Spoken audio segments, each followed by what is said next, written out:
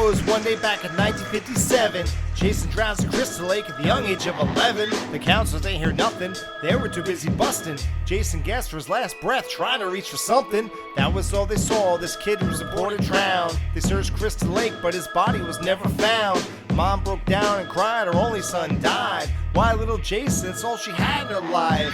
Mommy just snapped, she said, I'm getting him back. Time heals all wounds, but she never could adapt to the fact her baby boy's never coming back. Those two responsible assholes that better watch the back. But they didn't, the dead, the bodies are laying in the mud. I'd like to welcome you all to Camp Blood. It's only time to find out what it's all about. Now it's time, it's lights out, and no one's getting out. Paul would like you all to gather around the fire. He just spit the legend, didn't know he wasn't a liar. Jason's back with a hole in the sack, and he's got his eye on the pack and knack. Grab your pot, slingshot, pop him in the asses. No matter how hot these girls, they don't get no passes. So don't bother with the perfume down your pants. The spear goes through you in the middle of your dance. Skinny dips with hot chicks, drinking at the bars. Almost getting laid in wheelchairs, you won't live to see the scars. No one's gonna heal, this is the real deal. You won't get out alive, you won't believe the pain you will feel. I ain't gonna lie. Let's cut the crap and end this rap in the final chapter. We thought Chris killed him, but he's gonna be here for a while after. Wait a minute, what? No one realized Jason wasn't dead? Rob came to kill him, but he got killed instead. So much for avenging your sister's death, homie. Dude's down in the basement yelling, he's killing me! He's killing me! Well, damn, Rob, that was one hell of a good job. Wait, what the hell? This thing called me a dead fuck?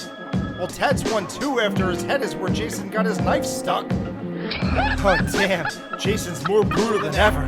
This dude's angry as hell. If you're running away, I got a bit of advice for you. Don't be the one that tripped and fell. Thank you. Jimbo, it's in limbo. You might not get in this chick's pants. Oh yeah, yo, show this girl you can dance. Corkscrews, we lose. Jason's always the winner. Tommy can't save us, right? Look, he's just a beginner. No, this boss was upstairs shaving his head. Picked up the machete, one swing, and Jason's dead. Damn, dude. Jason's dead. Sliding down that machete like his head was a sled.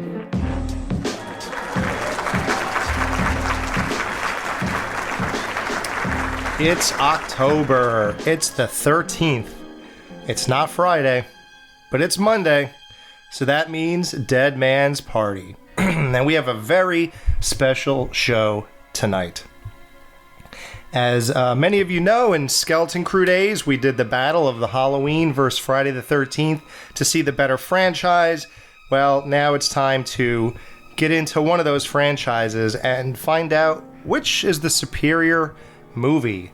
And I'm not doing this alone. I am joined by Chris. What's up, Chris? Hi. And I'm also here with the Ghoul. Yeah, what's up, Ghoul? Nothing. Just welcome to God's podcast. Wah, wah. And we have a very special guest to really round out the show and get down and figure out what is the superior movie between these, and you couldn't do it without a Friday the 13th expert. So Johnny Gore! Oh, yo. Jamie Sammons. What's up, Jamie? Oh, not a lot. I am so excited to be here. I think it's been over a year since I've podcasted. Wow. Or something. It's been a very long time, so I am very excited to be here. Was the last time you recorded a show was the one you did with us? I think so. Wow. Amazing. Yeah. That was the Halloween Top 10 standalone horror films. Oh, right. Okay. Then yes. Yeah. I'm glad it was so now, memorable. Brian and I have recorded a couple of shows just because we miss it. We do. We miss doing it. And so we're like, all right, let's do this. And then we record a show. And then when it comes time to produce it, I don't want to. So it sits there. And then a little bit later, it's like, oh, well, this is a great idea. Let's do this. And so we record the show. Then when it comes time to produce it, I don't want to do it. So we have a pretty decent backlog if I could just bring myself to. You have a whole bi-weekly season loaded up. Yeah. Unedited.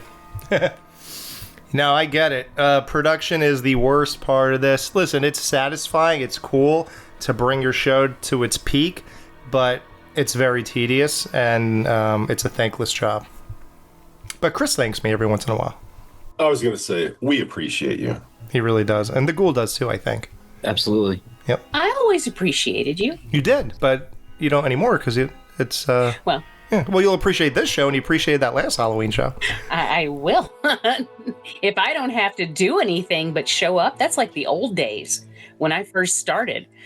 All I had to do was be there. Yeah, that's the best. Now, Alex, are you going to bail on the last 30 minutes of this show like you did last year when we recorded with Jamie? Yeah, remember that? I had to leave. Yeah, no warning. You just left. Dude, hey, it's dad life. What can I tell you? It's a whole nother world, man.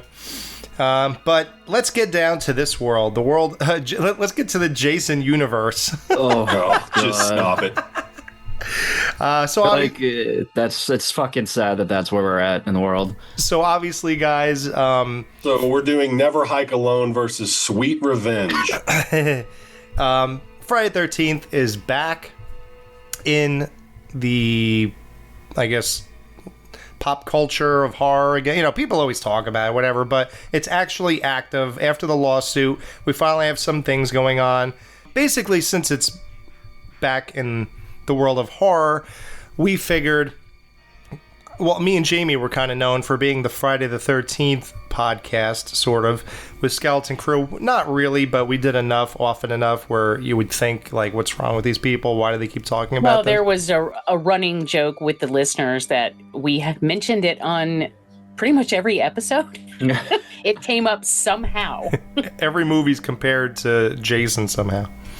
So, we decided, well, let's get to these original 8 movies. And let's decide what is the greatest Friday the 13th of all time, objectively. You know, we all mentioned our favorites one time or another, but that doesn't really matter because we're wiping that clean. We all agreed that if we lose, we lose. And we'll still say, but that's still my favorite. But we will admit that maybe the other one is better. And we're totally okay with that. We all agreed that if at the end of this I broke a bunch of categories, we have overall sweeping thoughts, and if at the end of this we see that one or the other is better, we will give it those props because we have no problem with either movie, right? I mean, everybody loves both these movies, right? Yes. Yeah. So I don't really care if I say the other one is better, but I like this one more. That's fine. So the 2 movies are Friday the 13th Part 2 and Friday the 13th The Final Chapter.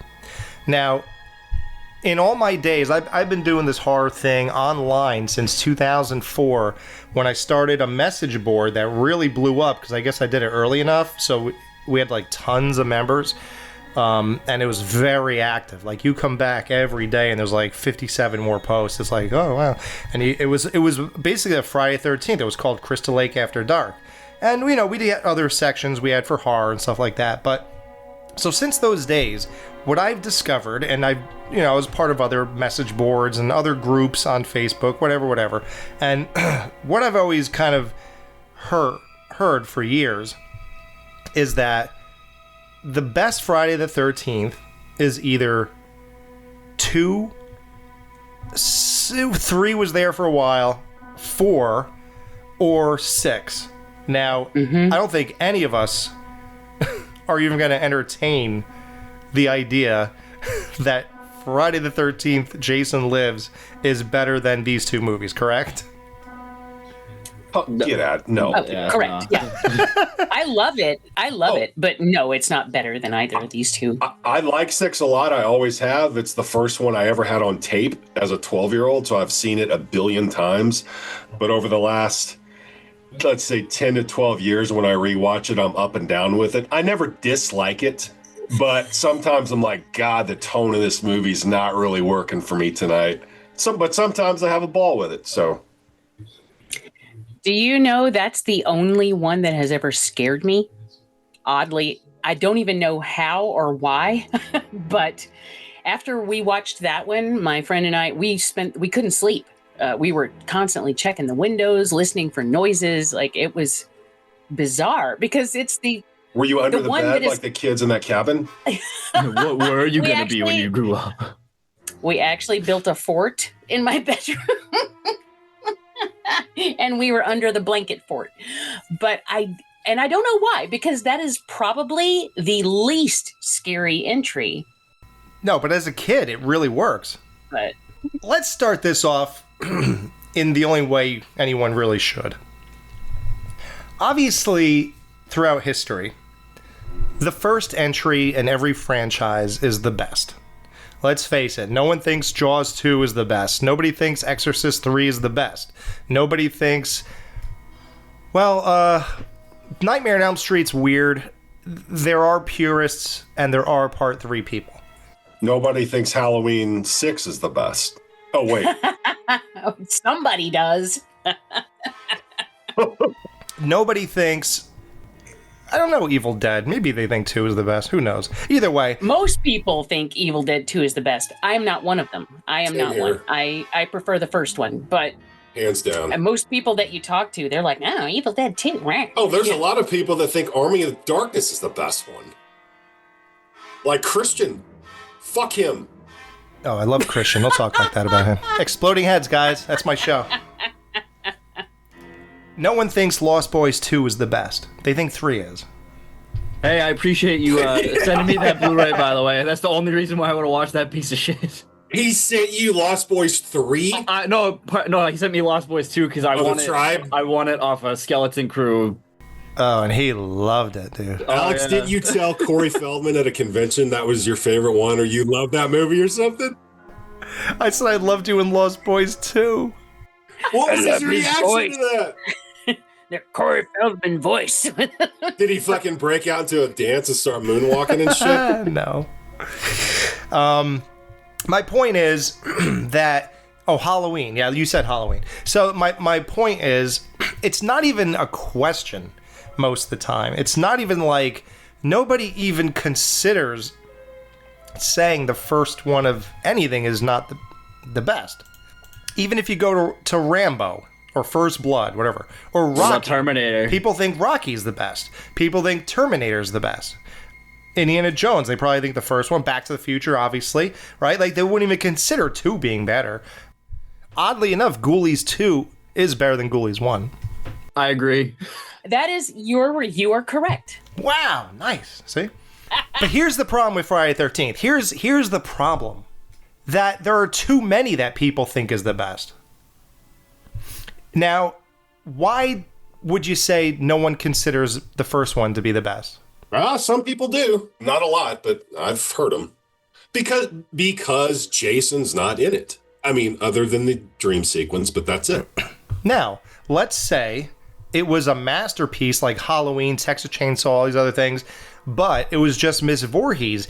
Now, I think what's holding it back is the type of movie it is. If it wasn't a whodunit and they actually had Mrs. Voorhees throughout the movie, but you just still didn't know she was killing everybody or whatever, I think if you peppered her in it, it would enhance that movie by leagues, because that's everyone's favorite part. So I think the fact that you didn't bring her out till the last 10 minutes and there was no hint it was her throughout the entire movie is the big misstep with that movie, and that's why it's not iconic in that way of being the best of the franchise. Oh, hi. What are you doing out in this mess? I will say though, Alex, I've never really loved part 1, but your guys' commentary for that and you bringing up what you think about when Brenda hears the cry? yeah she hears and you're like, oh, you think it's like Jason's ghost that it comes out every Friday the 13th. I was like, that's fucking beautiful. I love that. Brings it up a little bit for me. I would love that. Because there's no way that she's doing that voice, right? No, like Alex, I love the first one. Yes, you do. But it's not the best, right? The jump scare at the end is fucking iconic, though. Right. My God. Right. So now it leads to the next point. Why isn't Friday 2 considered the best? Easily, right? This should be no question. And here's the logic. Because every introduction of every other killer is the best. Texas 1, Nightmare 1, Halloween 1, blah, blah, blah, blah, so on, so on. Well, this is really essentially part 1 of Jason. So why on... And it followed a lot of the Halloween type things. It was a little cleaner, just like Halloween, because I edited the crap out of it. It hit all the beats. It had everything a slasher. It set up slashers for the next 10 years or whatever. It had everything you could possibly want, but it's not the go-to absolute. Oh yeah, absolutely. This is where Jason. This is the first Jason. Is the best one ever, right? Like it had everything. But what was missing that everyone doesn't just say, this is Halloween, or this is Texas, or this is Nightmare? I feel like a lot of the people who weren't into these movies from the get-go and caught on later look at this one as, yeah, but he didn't have the hockey mask in that one. Yeah. I think that is, sadly, its biggest downfall to those people who don't look at this one as being potentially the best. They kind of just shove it off to the side because it's not the real Jason, like as far as his look goes and everything. I would say, at least for me and probably people in my generation, I feel like Friday 2 was like the least accessible growing up because it was never ever on TV like the other ones were. And obviously, yeah, everybody knows the fucking hockey mask, and that's kids my age knew Jason before you even saw the movies just because of the fucking costume. But yeah, because it was the hockey mask. But it really was like this one was never shown on TV until like the last maybe 10 years. So like from at least when I started watching horror movies and stuff on TV between like 2001 and 2015, this one was never ever on. Oh, it was on HBO a lot back in 82, 83. My parents just wouldn't let me watch it. It was actually years after that movie came out that I saw it, which is weird because I saw the first one. I actually saw that on HBO when it first came out. Then I didn't see the second one, but then I went to the theater to see the third one.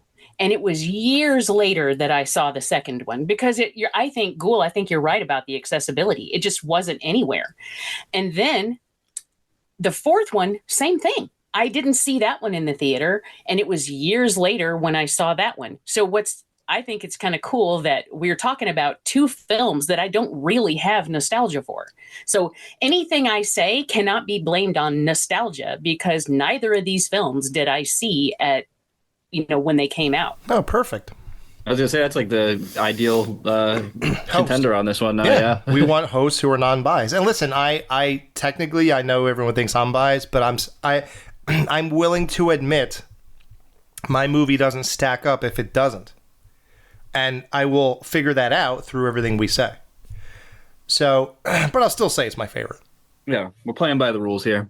Yeah, normally when I talk about movies, better and favorite are the same thing to me when I'm talking about movies that I like. But if we're breaking it down in this manner, I can see how movie A might be, quote, better structure-wise and everything, but you can still like movie B better. Right. And maybe that'll happen for me on this one. I don't know. Maybe. It depends what we all say. Let's see. I'm fucking getting ready. I'm already like ripping the whiskey. I'm going to be one-eyed like Jason by the end of the show.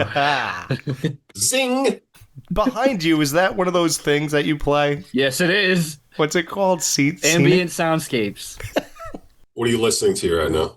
It is Friday the 13th, Jason's shack, and it's fucking 8 hours long. Jesus. I didn't want to. I was gonna put the movies on, but I didn't want to have to get up and change them out, even though that would take me 2 seconds. But now, before we move on, let's just throw the other one out. 3 is the only other one considered to be the best. 7 and 8 isn't. 5 isn't. God, I love 5. Are we all okay with not acting like 3 is the best? Yes, it's not. It's got great moments. It's not the best. For a long time, it was my favorite, But that, I think, was nostalgia because I saw it in the theater and I loved Chris. She's still my favorite final girl ever. But yeah, I would not say it's the best. Wow. So you got to see this in the theater in 3D. Yes. That's amazing. That is amazing. I will never forget it. It was a very fun experience. Because after I came home, I sat in the swing in my backyard. Yep. And Oh, I remember this story. Yeah, she was sitting in her swing she was comparing part 3 to part 1. Because 20 years later, I'm still telling the same stories. but yeah, I was comparing 1 and 3 because there are a lot of similarities. Oh yeah. As far as like, the up through the bed kill and, things the end scene, I can't lay it all out right now, but the jump out, the jump pond scare thing, the mud puddle, right? That bird barely wanted to be near that water. It's like, get me the fuck out of here. Looked like they just drained about 20 outhouses into a crevice and it filled up. So there you go, guys. That's our logic. That's how we got to 2 and 4. If anyone has a problem with that, I'm sorry, but I can't waste time and act like we're gonna make believe some other Friday is the best one. It's either this one or that one. So let's try to figure this out in a very non-biased, objective way. So let's go where the movies start. So the way a movie opens is very important. Part 2 opens up with Alice dreaming in her house, I guess 2-family house or something like that. She's fighting Mrs. Voorhees. It's a huge recap of the first movie. Now, where this really goes wrong is they show Jason jumping out of the lake.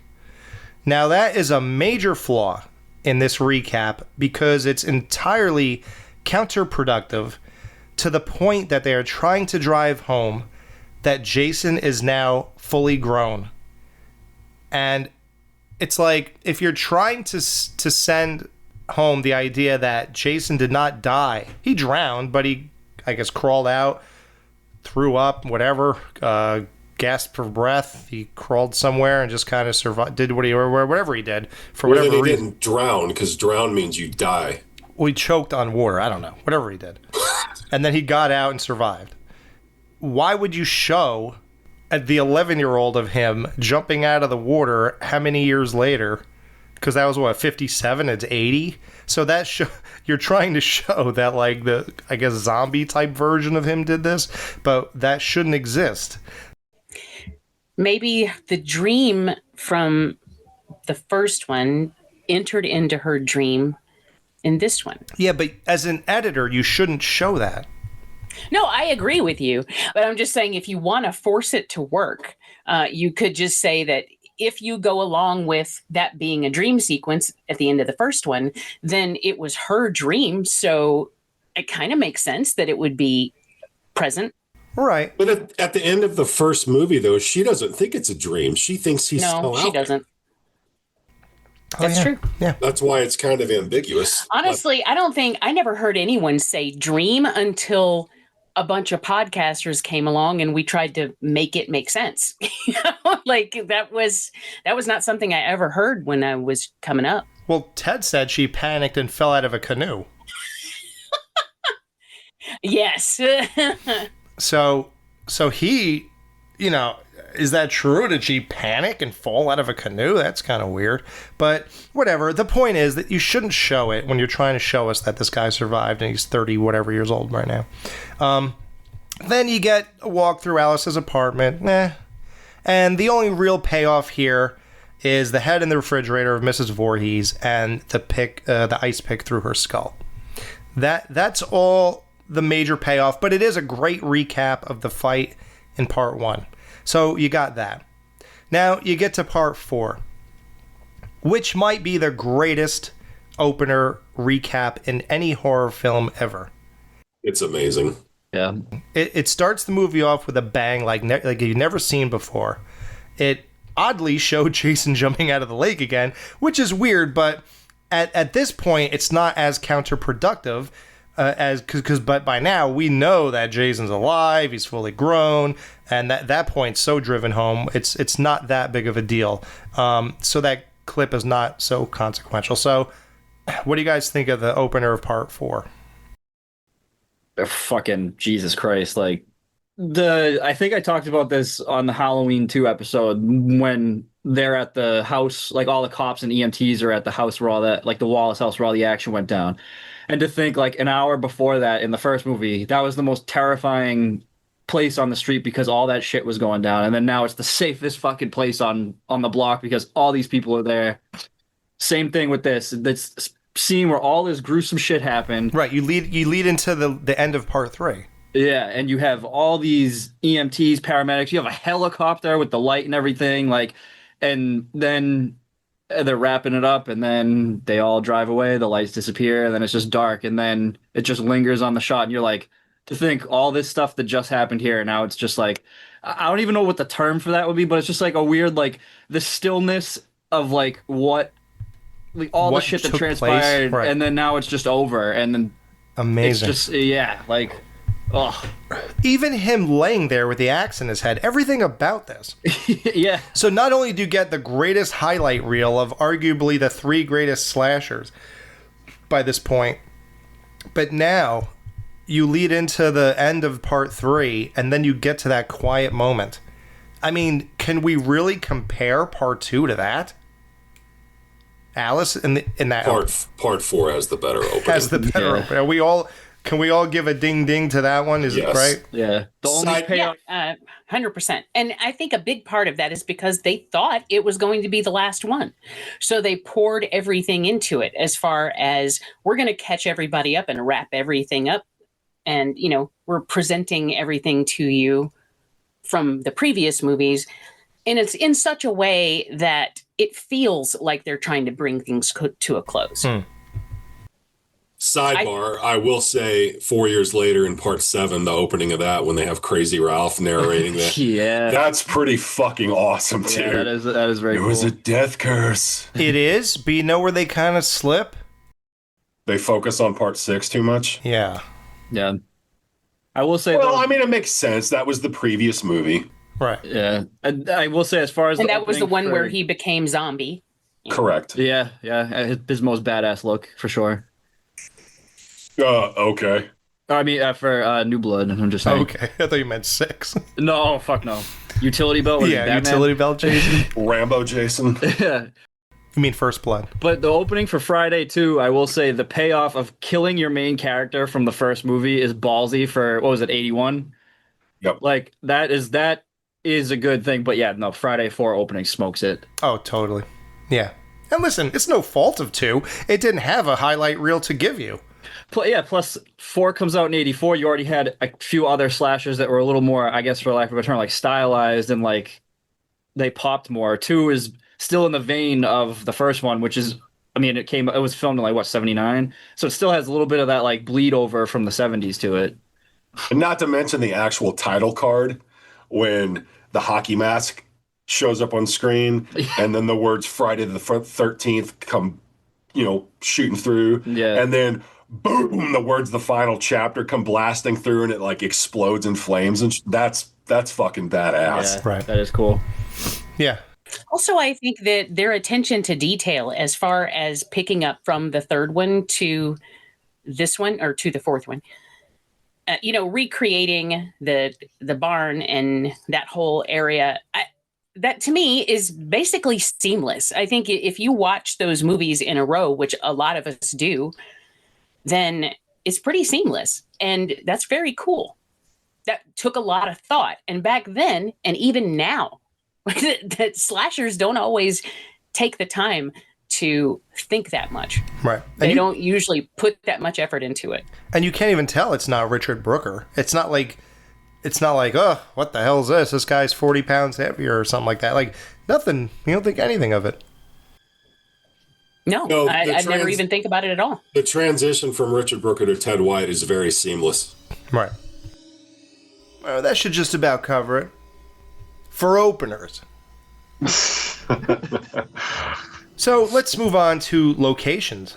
So in part 2, Start off in Alice's house. Great shot of the front of the house. Creepy as all hell. You got the town streets when these guys are chasing the truck. You got the Packanack Lodge inside and out by the fire pit. You got the road to Packanack when they're driving up there, which is very reminiscent of Friday 1. You got Paul's office. You got Crystal Lake itself, because this is on the other side of Crystal Lake, as they mentioned. You got the woods a lot here. You got Jason's shack with the shrine room, which is an added bonus discovery because we were in there before and you didn't know what Deputy Winslow was looking at. And so you get another bonus at the end. And you got the casino bar. So you got a lot of great locations here.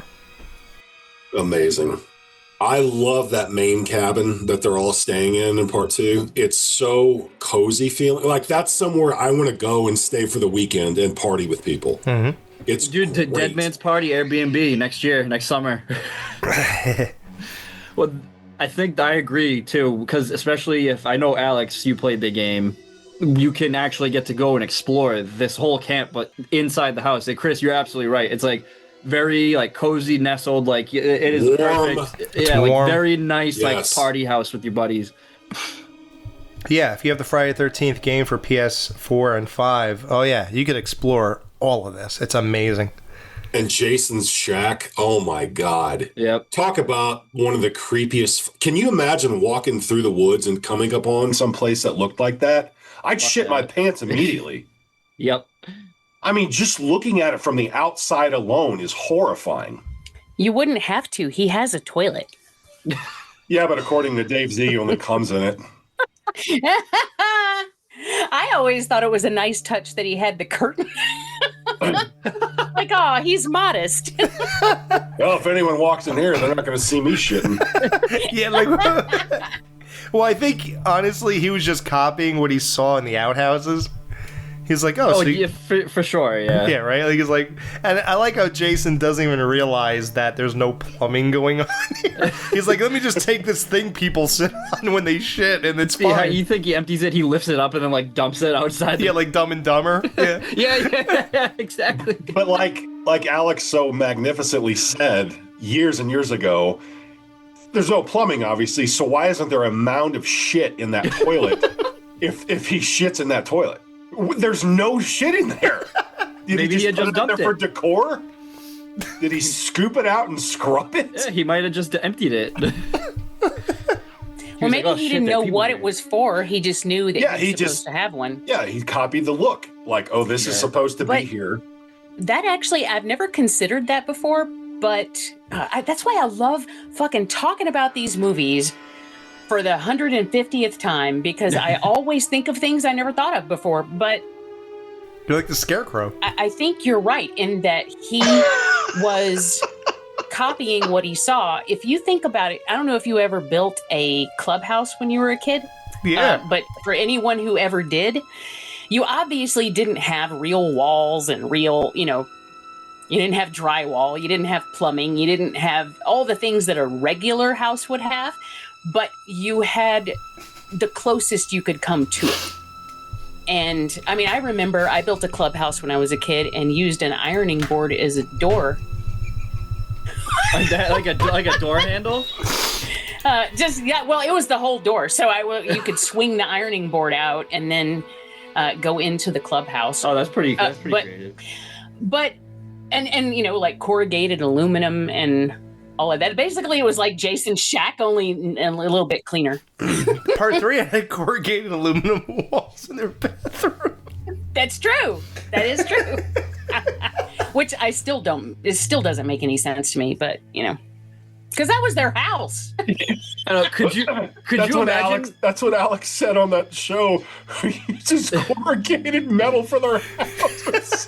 Could you imagine how fucking cold it was in the wintertime in there? Oh my god. Ooh.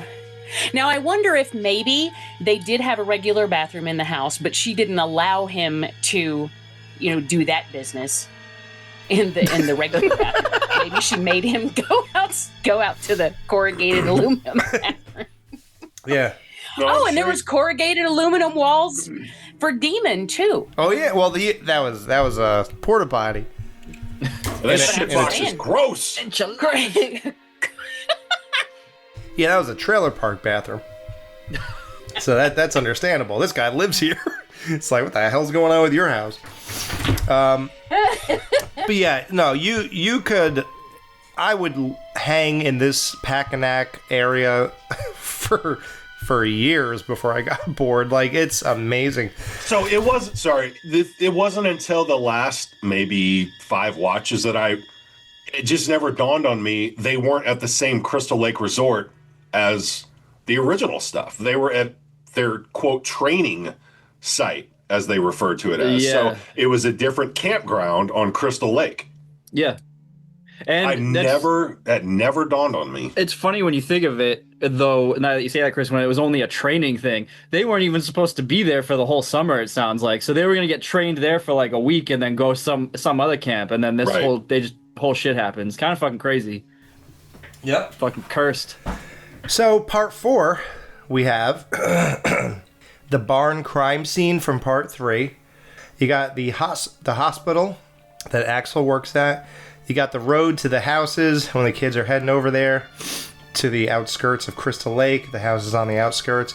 You got the Jarvis house. You got the party house. You got Crystal Lake. You have woods. And you have the hospital room at the end. What's his name's fucking Rob Dyer's tent. Oh yeah, the tent. Oh yeah. Yeah, it's a whole nother location. I love the Jarvis house. Again, it's all wood. It feels like a big cabin. It looks like a cabin from the outside. It feels very cozy and just relaxing. I would love to have lived in a house like that. Yeah. I love I don't know if it's the living room or their den or whatever, but the room where they're reading, where Trish and Mrs. Jarvis are reading, and then Trish goes to bed. But and then later on we get the big climax in that room. But I love it though, because it's just a wall of windows, which could either give you really bad anxiety or just for sure. be really cool if you felt safe out where you were, and then you could just be surrounded by the outdoors. I don't know. I love that. And I love that, the cabiny feel of it. I would love to live in a house like that. I love all the windows. No fucking chance I'd have those unless I had curtains that I could pull over. I would have to have curtains. No I don't way. understand. I don't understand when people don't have curtains. Like, I'm thinking, you're going to tell me you never want to cover that window? I don't want people watching me jerk off on my couch every night.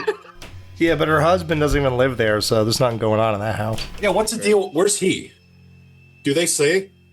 They're no. separated. Yeah, they're separated. I mean, all we know is, we don't know. I get the impression that he's not super close. And then Trish talks about him being horny. What?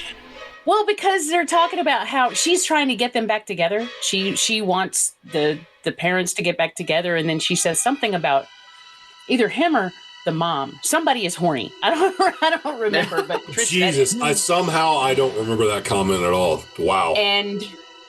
But honestly, that is something I picked up on fairly recently. I would say within the last 3 or 4 watches, I actually heard the word horny. And Wow. I had never noticed that before. But they're separated, we know that, but I think Trish thinks he wants to get back together, but I don't know if Mrs. Jarvis does. And so I'm not sure why. Nobody ever says why. Like, Right. Did someone cheat? Yeah, he couldn't have done that bad if the kids still like him. Yeah. That fucking rope swing they have is the worst piece of shit rope swing ever made. You go 7 feet and your ass hits the lake. They don't even do the full crescendo Arc up. Yeah. arc out. They hit the water and just go down immediately. Right. You ever see those videos where the people let go of the rope right at the peak when it's towards the ground and they let go? Oh, yeah. God. Man. Packanack all day, every day. That cottage or cabin, whatever you want to call it, plus that casino bar. Oh, God. Those 2 locations alone, fuck everything else. And Jason's shack is nothing to sneeze at, obviously. Oh, yeah, exactly. I mean, Jason doesn't really have a lair in part 4, but to compare it to, but That's a shame. Yeah, when I had it written out and ranked, I had location just as a whole. I had them both matched. Talking about it and forming more of an opinion, yeah, I'm gonna have to go part 2. Like that, because I always dismissed the bar. I don't know why, because it is a fucking. I don't. How could you dismiss the bar? That bar is pretty fucking rocking. Like that's a fun place to be. Like, are there any after hours places around here? Sure are. There sure are. That's like a vampire dismissing the blood bank. Jesus, cool. I shouldn't have said dismiss. It's like Jamie said. No, I don't forget about it. I just don't think about it because I'm so focused on all the other I shit. know. I get it. And when you do, and you go, oh yeah. I mean, it's almost like, well, how the hell could it lose now? So thinking about it now, I can now change my note to part 2. And something about the house the teens are staying at in part 4, that house doesn't feel cozy and comforting to me. Well, because it's fake. I mean, like it feels hollow. It feels like a facade. Yeah, it feels cold and lifeless. And I just think it feels that way. It doesn't feel lived in. It doesn't feel homey, No, yeah. Right. Exactly. But I have theories on the next category. So Jamie, where are you going with this? Oh man, that's really hard because I love the fact that we go to the hospital and the morgue and stuff in 4. But I guess I'm gonna have to go 2 because that bar is awesome. Right. And honestly, the Packanack Lodge itself is just someplace I've always wanted to be. Like and yes, I am right there with you. I want to go to there with a bunch of friends and just stay there and get drunk. That's what I want to do. That's it. Hell yeah. And then how can you possibly pass up the shack and the shrine room? Like, dude. Yeah, it is iconic. Yep. And when they bring it back in the video game is amazing because no matter what iteration of Jason you use, once he kills everybody, he goes back to that shack. Yeah, and that's where he started. That's when you play as Jason. That's where you start. That's where he starts too. Yeah. It's amazing. So yeah, no, wow, look at that, 4 for 4 on each category now. So now here's what I discovered about that house in part 4. Now, but I'll do it like the order I've been doing it in, the order of the movies, and so this category. So the winner is part 2. So part 4 won the first category, part 2 won the second. Now we're in atmosphere. So in part 2, there's great sunny shots that look really light in tone. It gives the film an overall light, fun vibe that you want to be a part of. The film stock, the lighting plays a major part in this. How the film is lit gives it a very polished look while still maintaining that very weathered 80s lived-in vibe. When you get to the scenes like Jason's shack, how beat up his sack on his head looks, Alice's house, that's not polished in the sense of like a Scream movie or whatever, but it's lit enough to pick up everything. Everything feels rustic, it feels authentic, very 80s, and it doesn't feel like a team of people put these things together. It looks like it's real. Like these people are masters of their craft who put this set design together for part 2, who built Jason's shack. They did it like a real fucking guy did it in the wilderness, by just gathering pieces and just whatever he did to get this whole thing together. Now, this plays into what Jamie's talking about, what everybody seems to be talking about, I guess, for this part 4 thing. So the atmosphere here is tricky because it's either the lighting or the film stock that leaves many scenes looking washed out and worn. Like the greens aren't very green and the blues are pretty faded during the day scenes, like when they're driving around and stuff. And the indoor shots don't really pop off the screen until you're in the Jarvis house. Like, those Browns leap off the screen, and like everything looks really good right to the end confrontation with Jason. And all the scenes in the party house, oddly enough, the place that should look the most lively, it feels very dull and dated. And I 100% blame the lighting or the film stock used. But it can't be the film stock because the Jarvis house looks so good. But the party house, it wasn't directed terribly well either. Like, the party didn't feel very alive and fun. It felt like very two-dimensional. And it's almost the equivalent of the meme I sent you guys today. Like, wow, you grew up in the 80s? And then, you know, it looks like a fun Saved by the Bell type house or whatever. Like, all these colors are popping. It's like the typical 80s thing you get from Back to the Future 2 or whatever. And then it's like, no, I grew up in the 80s. And it shows like wood panel hallways and those old ass pictures on the walls from the 50s and 60s. Like, and the burgundy carpets and stuff under them. I was just about to say the orange, like, brown carpet. Yeah. Like, Strangely 2 never felt like that. And like, while it never had that other popping 80s vibe, I'm talking about like the Saved by the Bell kind of thing, it also never had that dull vibe you get in that party house. And it's lifeless. It's dull. Even when this guy's in the shower and he's getting his head crushed, the lighting is wrong. It doesn't pop. It doesn't feel alive and fresh. Right? Like, and it looks a little blurry, like hazy when they show Jason crushing him too in that. Yeah, like all of it.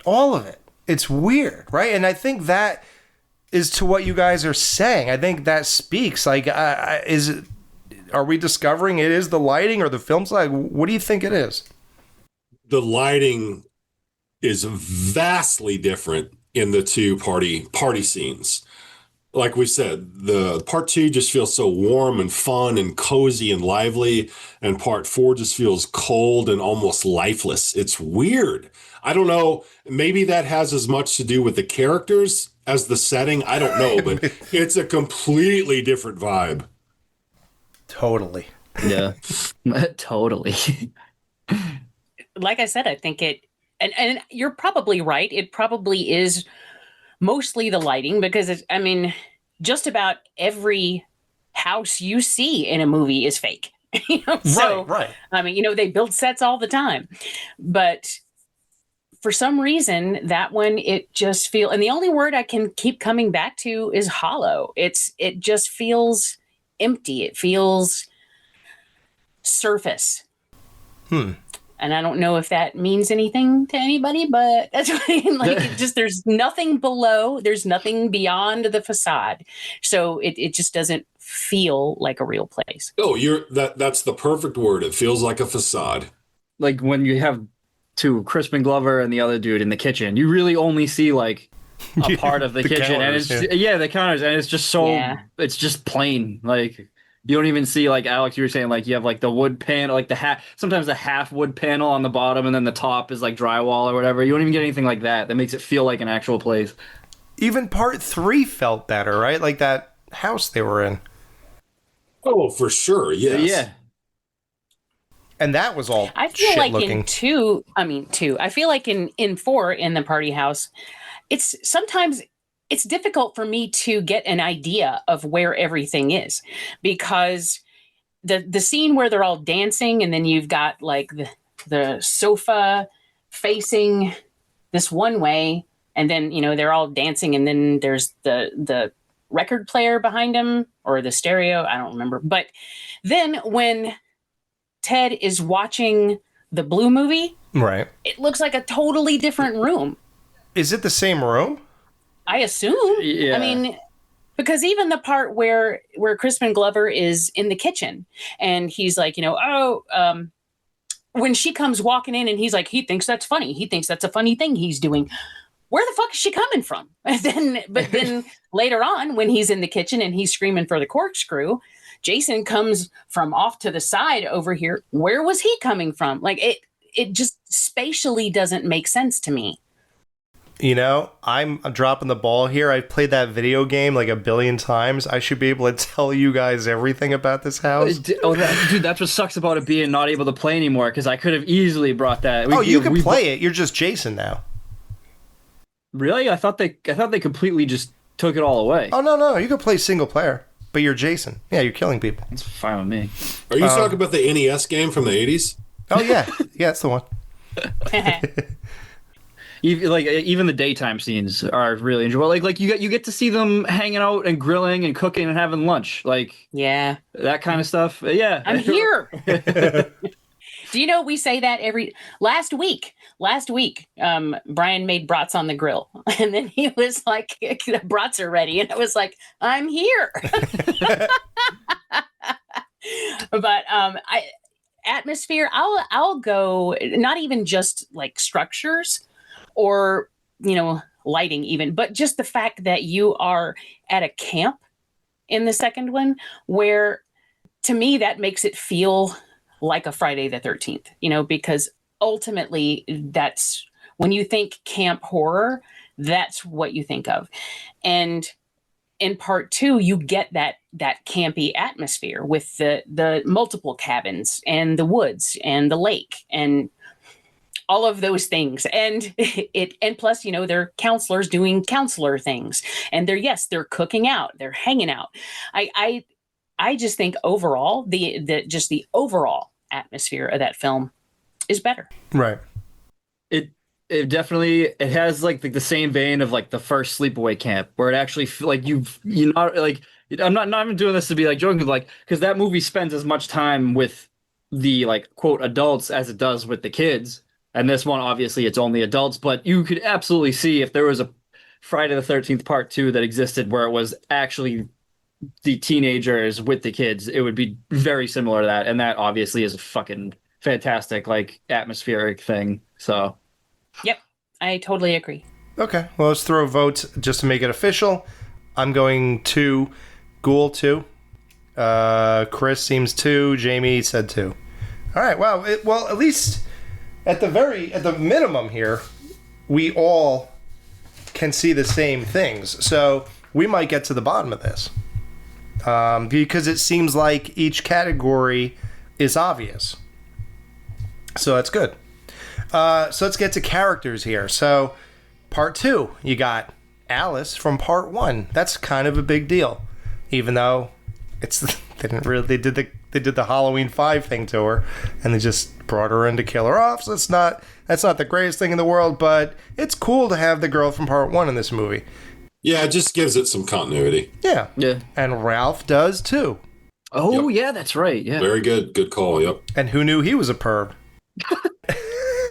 And then I'll do the last tie-in, which is to me the biggest Mrs. Voorhees, the real person coming back to be the illusion of Jason.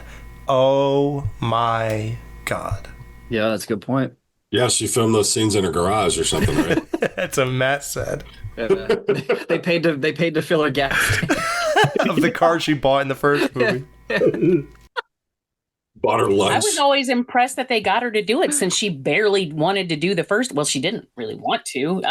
They barely got her to do the first one. And it always surprised me that she came back for the second one, because she outright called the first one a piece of shit. Right.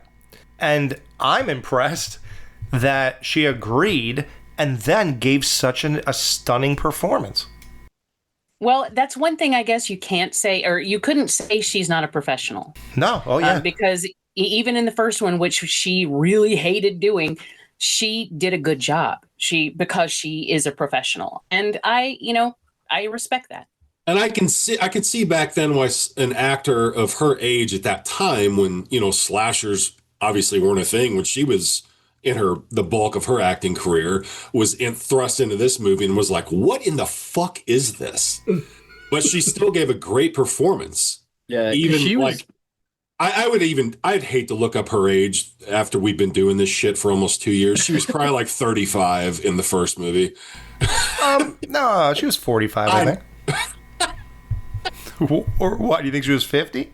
Oh fuck it, I'll look it up right now. Well, no, because I know wasn't she like mostly like like a very, very much like theater performer for a long time?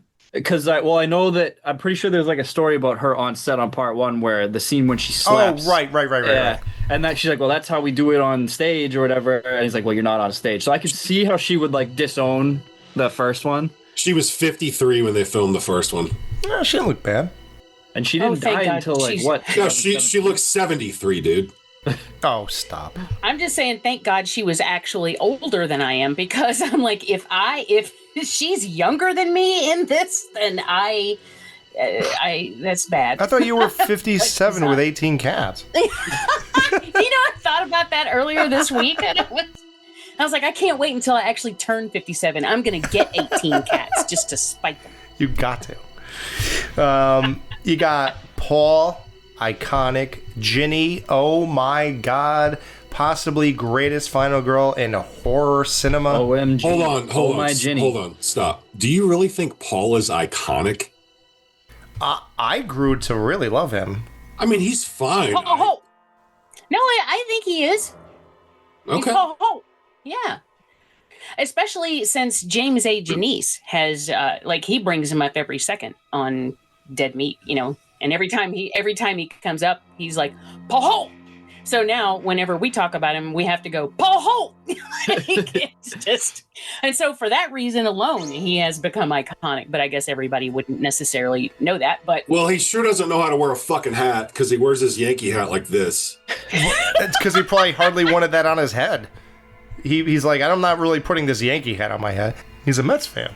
No. Well, dude, he did the fire pit scene. People are Mets fans? There's like 4, I think. Dude, that fire pit scene, Jason's out there.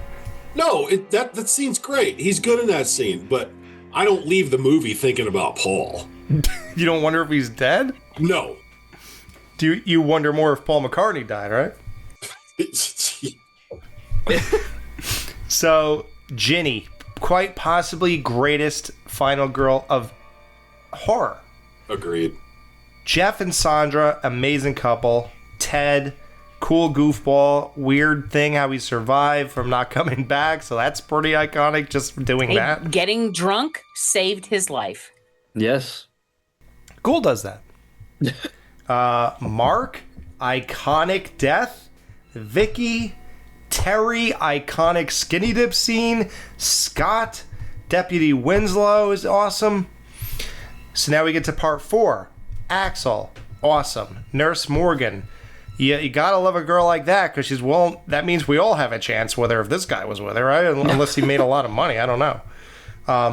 Mom Jarvis, yeah, she's cool. Trish, great iconic character. Tommy Jarvis, my God, such an iconic character that they made 2 more sequels of that character. Jimbo, Crispin Glover, Ted, the dude from Mask, the hitchhiker girl, the Doublemint twins, Rob Dyer, and then you have 3 total dud characters in Paul, Doug, and Sarah. So that's a smear on this list when you're battling this. So what do you guys think? I think the characters in part 2 as a collective are way more fun and likable than the characters in part 4. Jeff and Sandra, like you said, they're a great couple. They seem like they are actually really a real couple. Yeah. I don't believe Samantha and Paul are a real couple. No. Terry, she's Terry. She's kind of standoffish, like she's almost full of herself or something.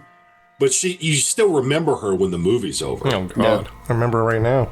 Vicky, same thing. You remember her because she's so fucking horny and throwing herself at Mark the whole movie. It's like, good God, when's the last time this girl got laid? Mm-hmm. Scott. Maybe if she would wear something other than those saggy brown panties, she'd have better luck. We'll get to that. I don't know if it's in my categories, actually. I was going to say, is wardrobe a category? Not really, Well, Chris. when we talk about the hot girls in the Okay.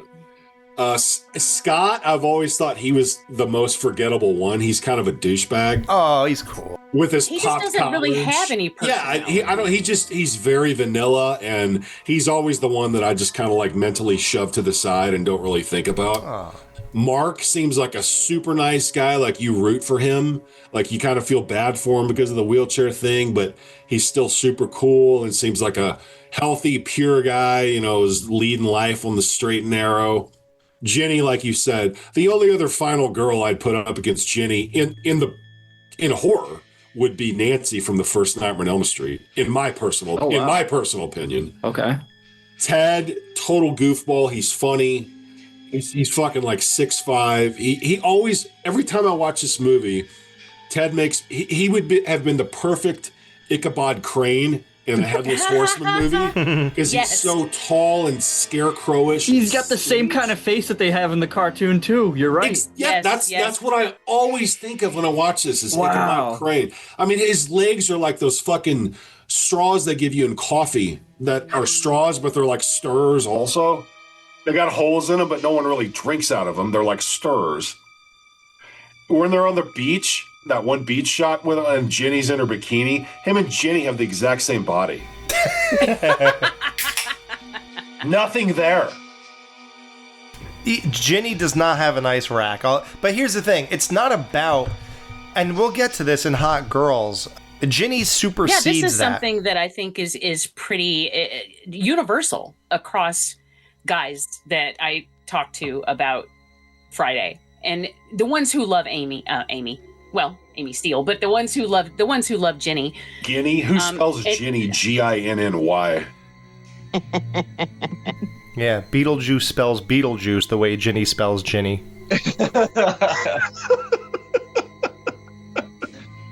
Her name must be Virginia. Is her I name? was gonna say, I feel like I've Oh, that Yeah. would make sense. Okay, I was gonna say, I've is only her ever seen it fucking real spelled that name way. Jennifer? What the fuck? No, I think it's Virginia, and then it's short for. Okay, that's short for that makes total sense then. I never thought about that. No one has ever officially said that. I just made it up. So No, it you're may- probably. but that's what I feel always much thought. better about her name now. Thank you. No, Okay, good. that's absolutely correct.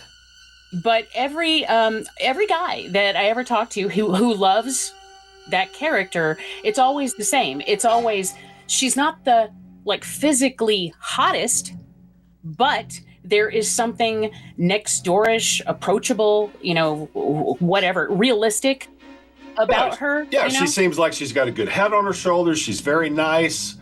Yeah. And she's cute. It's not like she's not pretty, Yeah, she's fine. Yeah. I love how she's so bought into the whole Jason folklore and story. She's obsessed with. She believes. Well, it's like she wants to believe every single word of it. And Paul's like, that's just legend. But no, you can tell. You can see her fucking gears cranking. She's believing that shit. Yeah. She's like me when I get high. She's like the gears just start turning. She's definitely And like I'll turn to Brian and I'm like, you know what? He's like, oh, jeez. Oh boy, here we go. Jamie's high.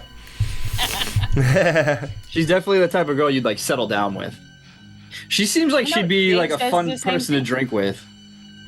Who else should we discuss out of the... Oh, well, we'll get to her. Never mind. I was gonna say yeah. Yeah, we have other categories. Yeah, this is encroaching on other territory. Because there's not much to her besides the other category, I'll tell you that much. Because she is standoffish. I like Axel. I know everybody hates Axel, but Oh, I like him. love him. I cannot watch this movie because I saw the Police Academy movies way more than Friday Part 4. All I see is his character of Fackler from Police Academy, and he was such a fucking doofus loser idiot in those movies that it's so hard for me to buy him as this horny, like, wannabe suave type lover guy in this. It feels so forced to me. But that's only because of the Police Academy Oh, yeah, movie. because I don't feel that way because I don't have that taint. So, well, I have a taint, but not that kind of taint. I was gonna say. I was gonna say, wait, what? Yeah, there is a space between my balls and Is your asshole. taint removed? No, it's there. It's but different. I think I'm gonna use the term loofus doozer, loser doofus Loofus idiot. doozer. Loofus doozer. Loofus No, Okay, go ahead. Use that term. loser doofus idiot to describe so many more people now, Chris. Thank you for that. Loser doofus idiot. Which I now am for fucking that up. It's user. Loofus. I'm a Loofus Doozer is Dude, now I'm changing entered my my name. lexicon forever. I'm changing my name to that Forever. on Facebook. Loofus doozer. Loofus doozer. The ghoul is over. The ghoul just died tonight. It's Loofus doozer. Yeah. Oh, The that Ghoul means you're final gonna have to chapter. write a new rap. Ooh. I don't think it's gonna roll off the tongue just the same. Loofus doozer. I'm just a boozer. Oh, maybe it will. wow! Boom. There you go. And for that, I'm gonna take another drink. And that's right up there with my potato rap. That's how you eat a potato. Amazing. Alex, you gonna play your Jason rap on the show? I was considering it, but I don't like that rap anymore. I want to change a little. You want to update it? You should make a new one. I'm going to update it. I don't exactly love that 2015 version anymore. So we'll see. By the time this comes out, I may have done it. We'll see. Hell yeah. Yeah, so those two, Mom Jarvis, Trish, and Tommy. I mean, you can't complain about any of these people, right? I mean, Corey Feldman in the 80s, come on. Well, and he did such a good job with one of my favorite scenes is, I'm sorry, Ghoul. I'm so sorry. No, you're fine, you're fine. I just feel like everybody cuts you off. It's all right. I don't. Someone's got to cut them off. They'll be fucking wasted in 30 minutes if we don't. I just don't want the bar to fall down on you. Oh, wow. Yes, boss. Yes, Buzz.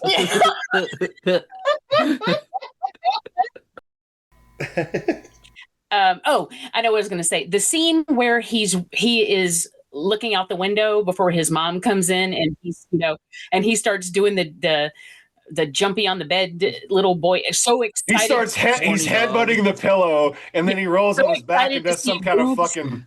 He does some kind of bicycle kick up in the air. But I always thought that was so realistic. Oh, absolutely. To me, that is exactly what a little boy who had never had the opportunity to see boobs. That's how he acts when he sees boobs. I mean, I thought that's what I would think. I still do that now. How old do you think he was supposed to be in this movie? Like 12? 10 to 12 somewhere. It's hard to say. Yeah. Do they say that? They say that? I believe they do. Okay. Because in part 5, they say slain of a murderer at 12 years old. I swear they did that. And part 5's supposed to be how much later than 4? Oh, God. Because he's like 20 by We then. always guessed He looks like was- he looks like he's 10 years older Yeah. in part 5. And nothing We, like the same person. When we did our retro of it, we kind of came to the conclusion that we just settled on him being like 18 only because of where he is. And like after you turn 18, it seems like they'd cut you loose from a place like that. Yeah. Oh, okay, that makes sense. Yeah. So you got Jimbo and Ted. I think those are pretty iconic characters for this franchise. Mm-hmm.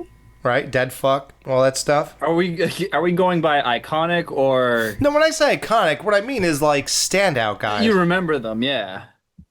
I was gonna say, did anyone else ever think that is Ted the one who like fucking doesn't score with anybody? Teddy Bear. Okay. Yeah, he's the one watching those old fucking porno films.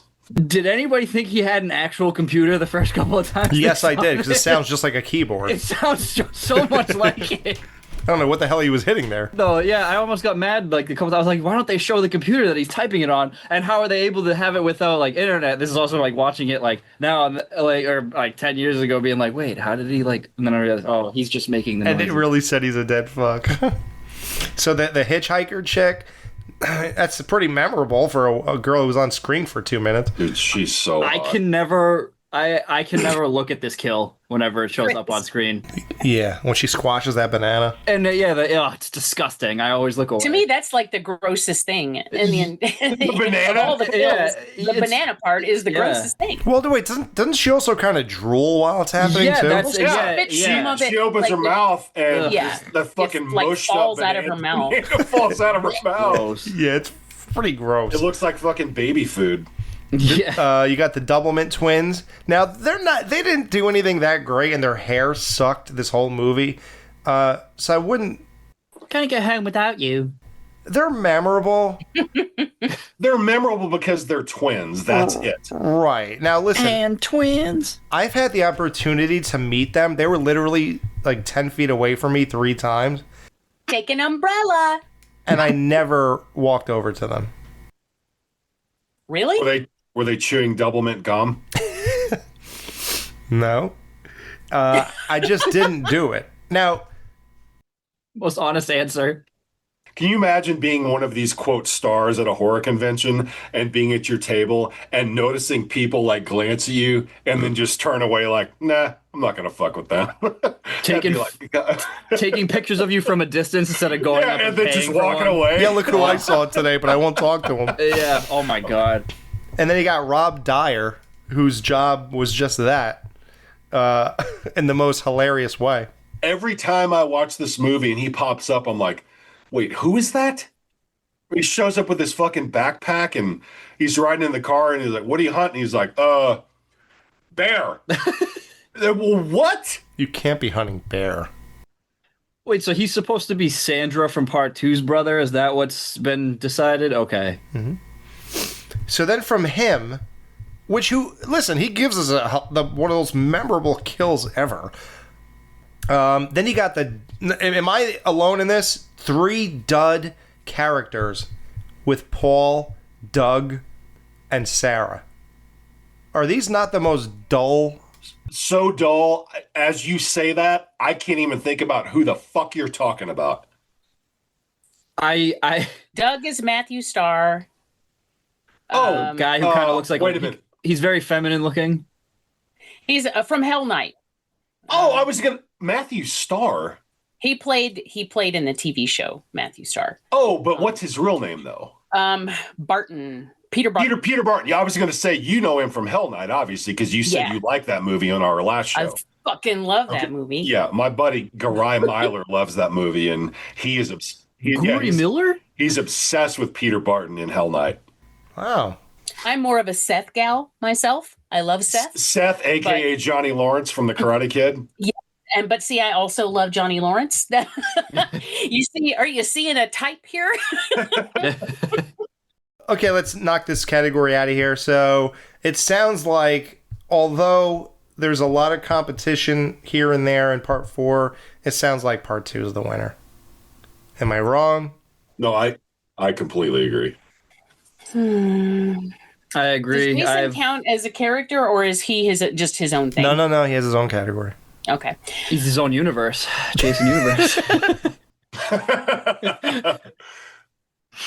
I go part 2 as well. Like those characters in part 4, I've like never really when I was objectively thinking about it, watching these, I was like, I fucking hate most of these people in part 4. Weird, right? Yeah.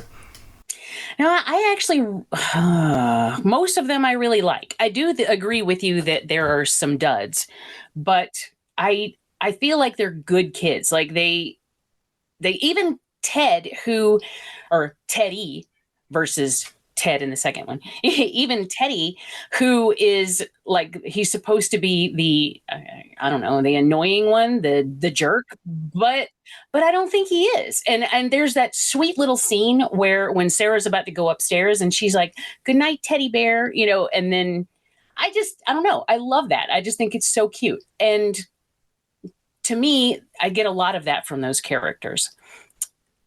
I really like a lot of the characters in part 2. I do. I really do.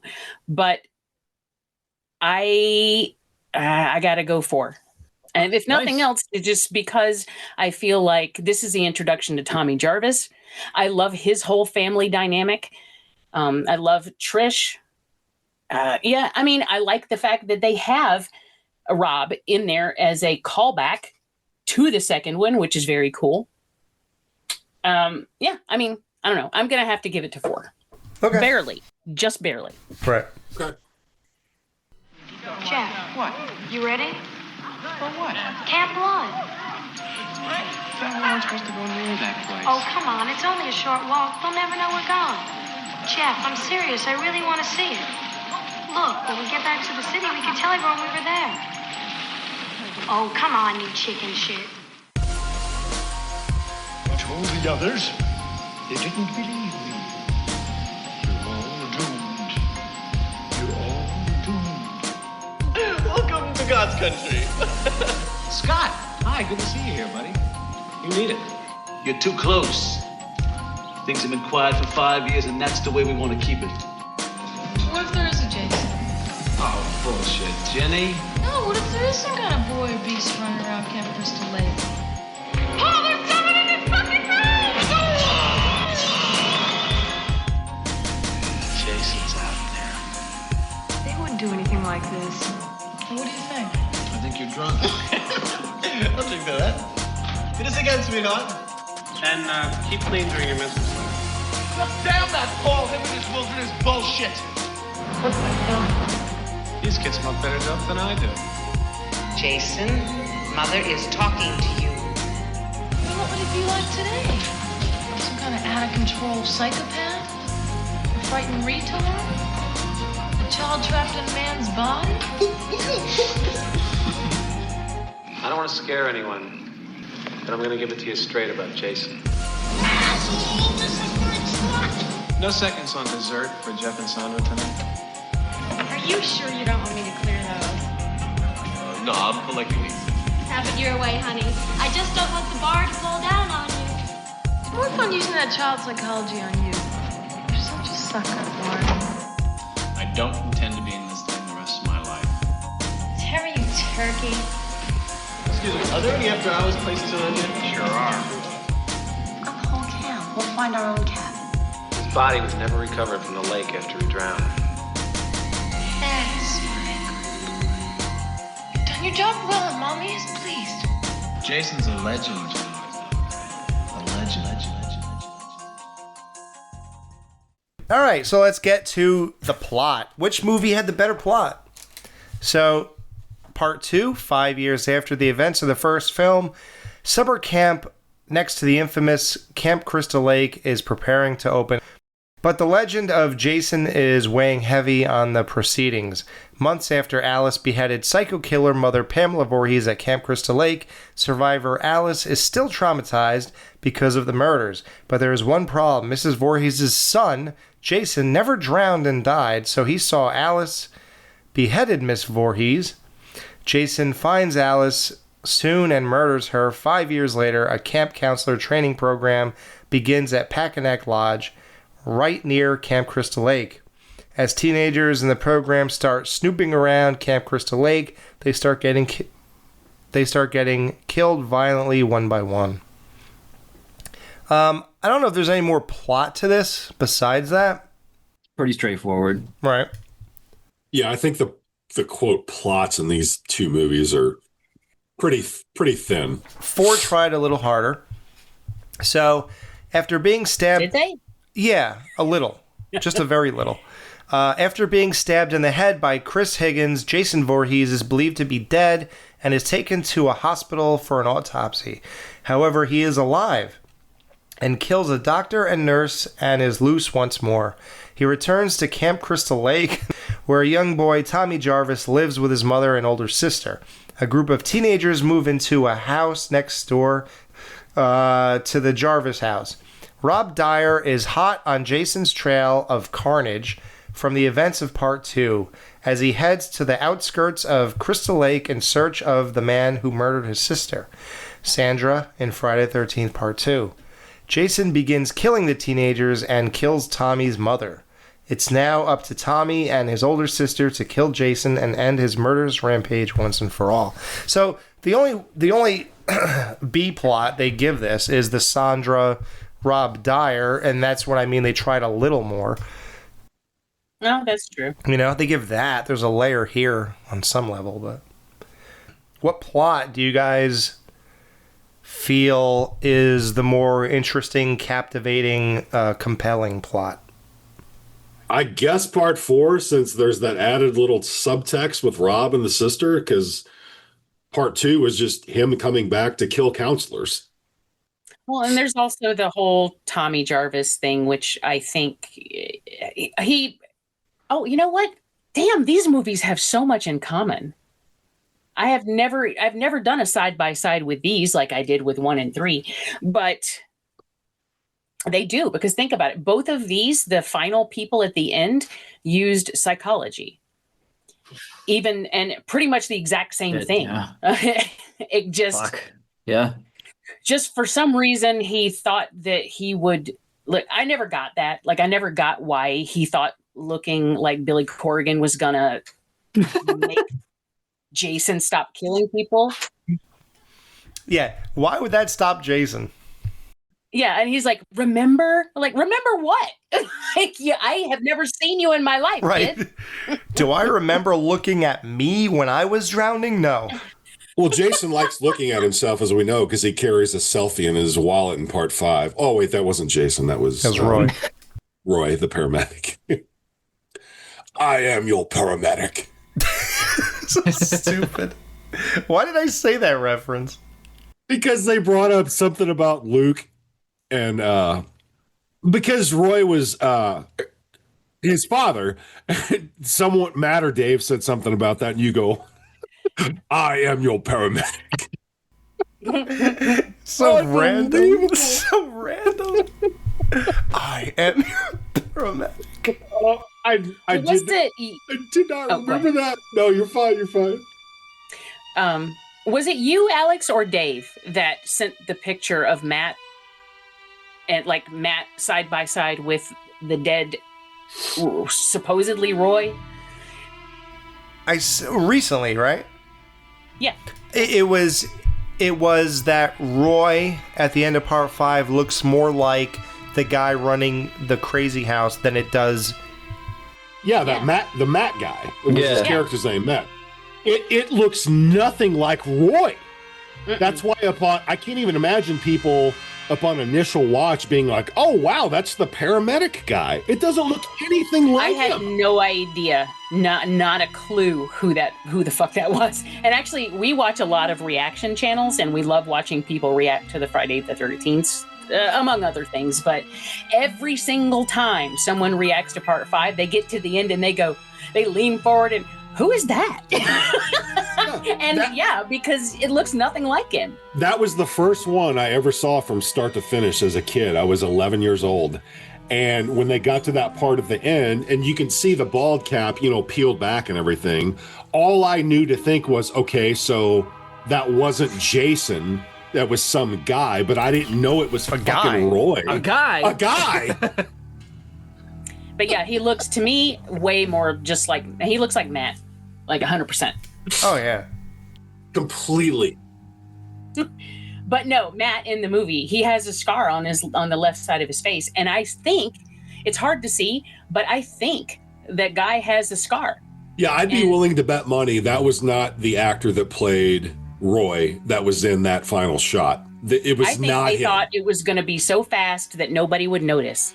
Well, he had probably already left the set, and that Matt guy was still there. And like, well, hey, can you just fucking put this on and lay on this fucking, what's that thing called, Alex? The spike, the bed of spikes. It's got an official name though. Oh, and I said it. Oh god, I don't know anymore. What is that even for? Is it for like hauling hay or something? Like, I was gonna say it's probably for hay bales.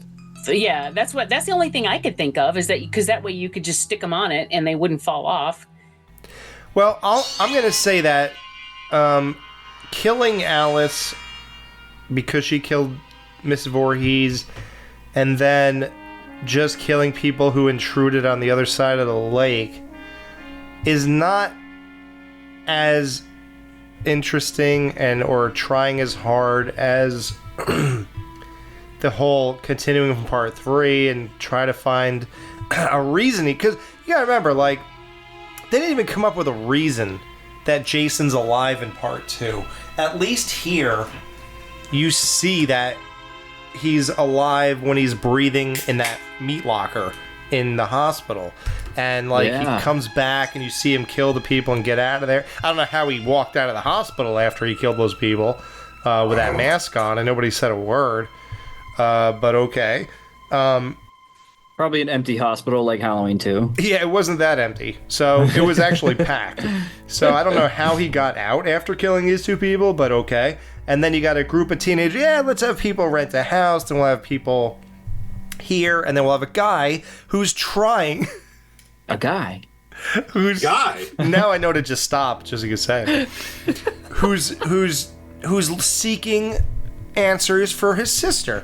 I think that's far more interesting than just saying Jason's killing people who are intruding in the area. Now, that's me and my vote, but what do you guys think?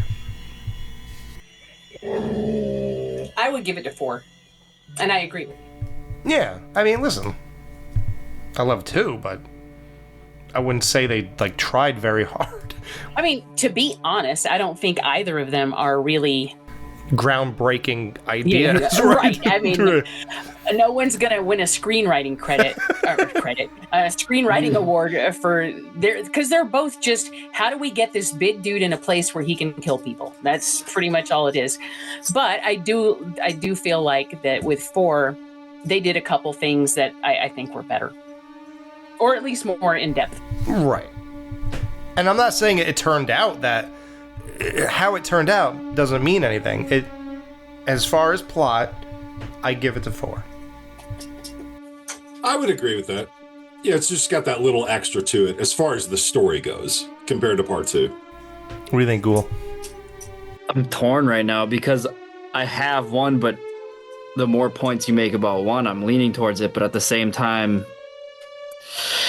fuck. You like a straightforward, we're on the other side of the lake.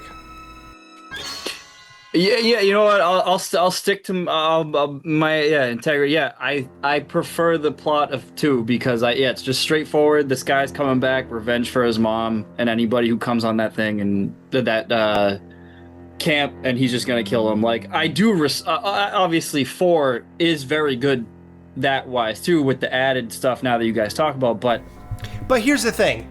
How do you feel about the fact that they don't really explain why Jason's alive? That is also, that's like the other part of it. It's kind of a problem, you know, and it's like...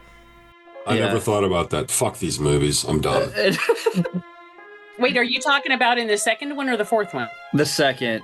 Oh, because we don't know why in the fourth one either. Like, we have no idea. I mean, he arguably is more dead in the fourth one because he got an axe to the fucking head. No, but he drowned supposedly before, and the mom was like mourning his death the whole movie.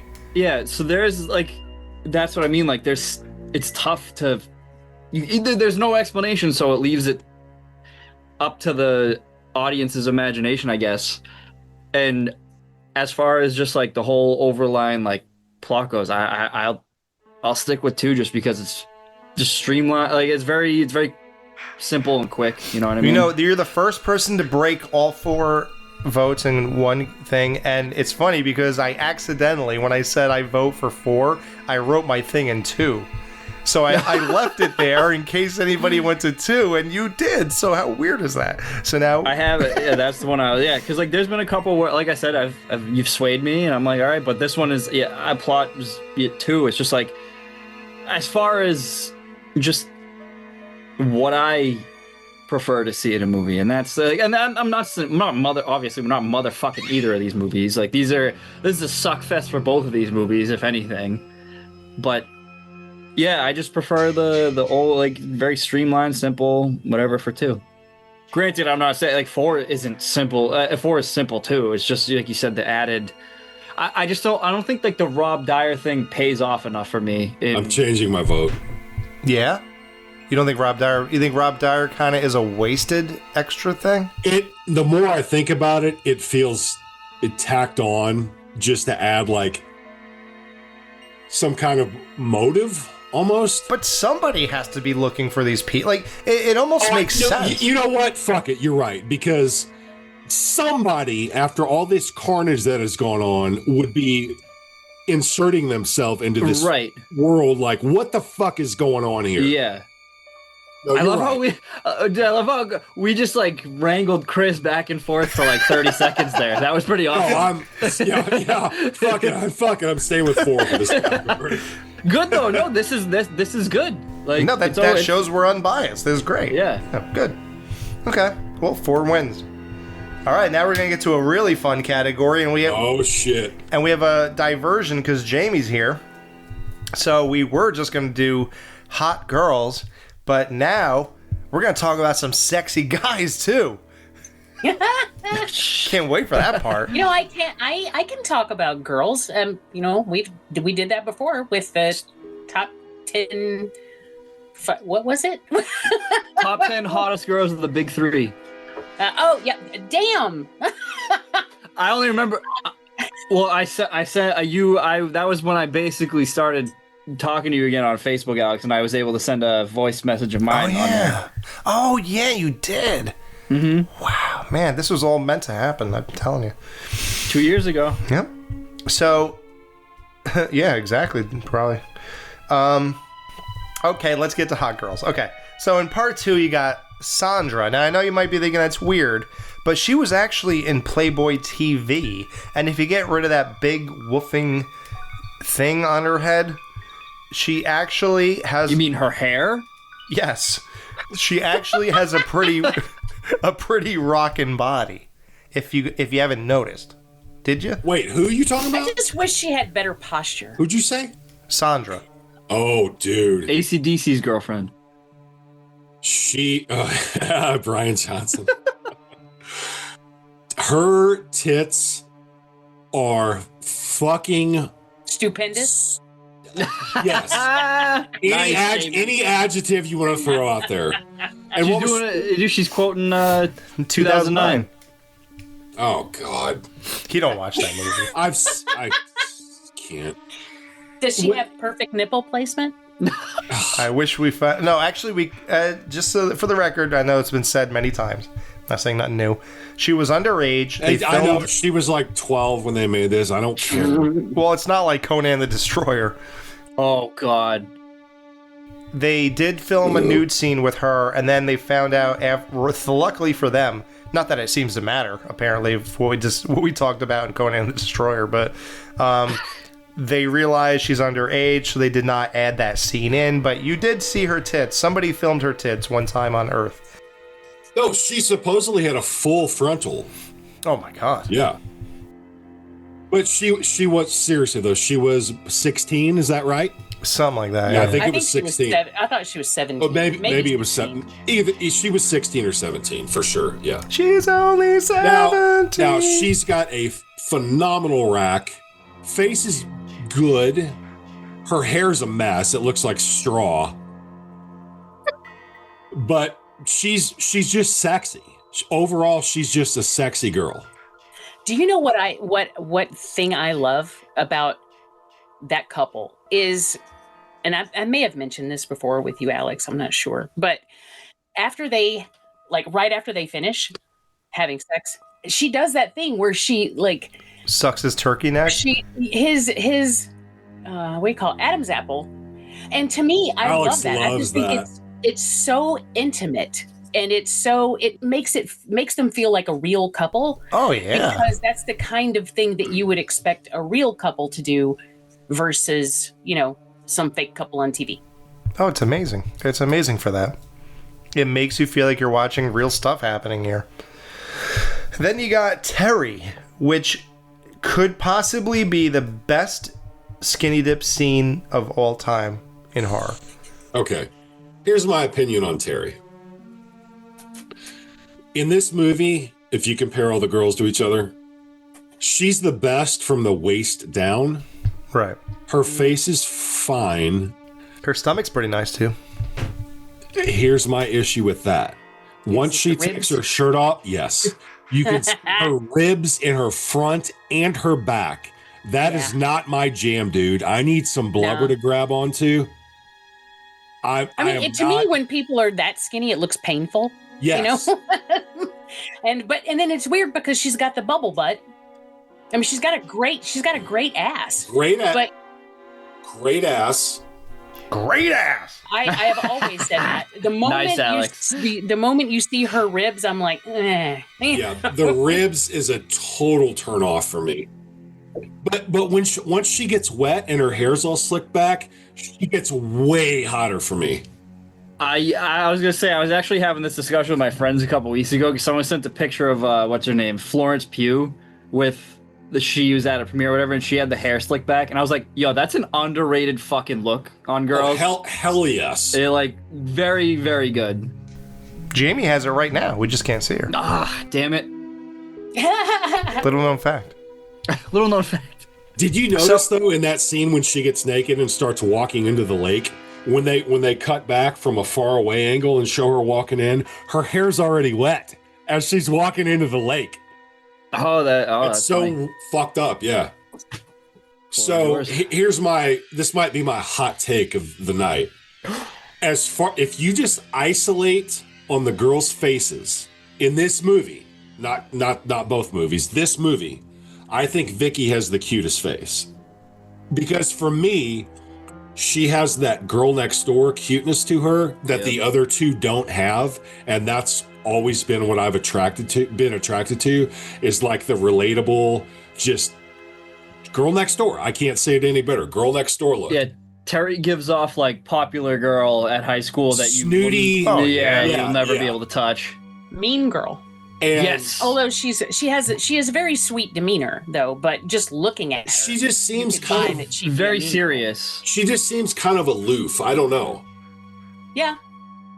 And, she doesn't have a whole lot of personality. And who knows? No, they didn't give her a lot. If we would have gotten to have seen Vicky or Sandra in the shorts that they show Terry's ass in, maybe their ass looks as good in those shorts in a close-up. Probably not Vicky because her ass couldn't fill out those fucking shit brown granny panties.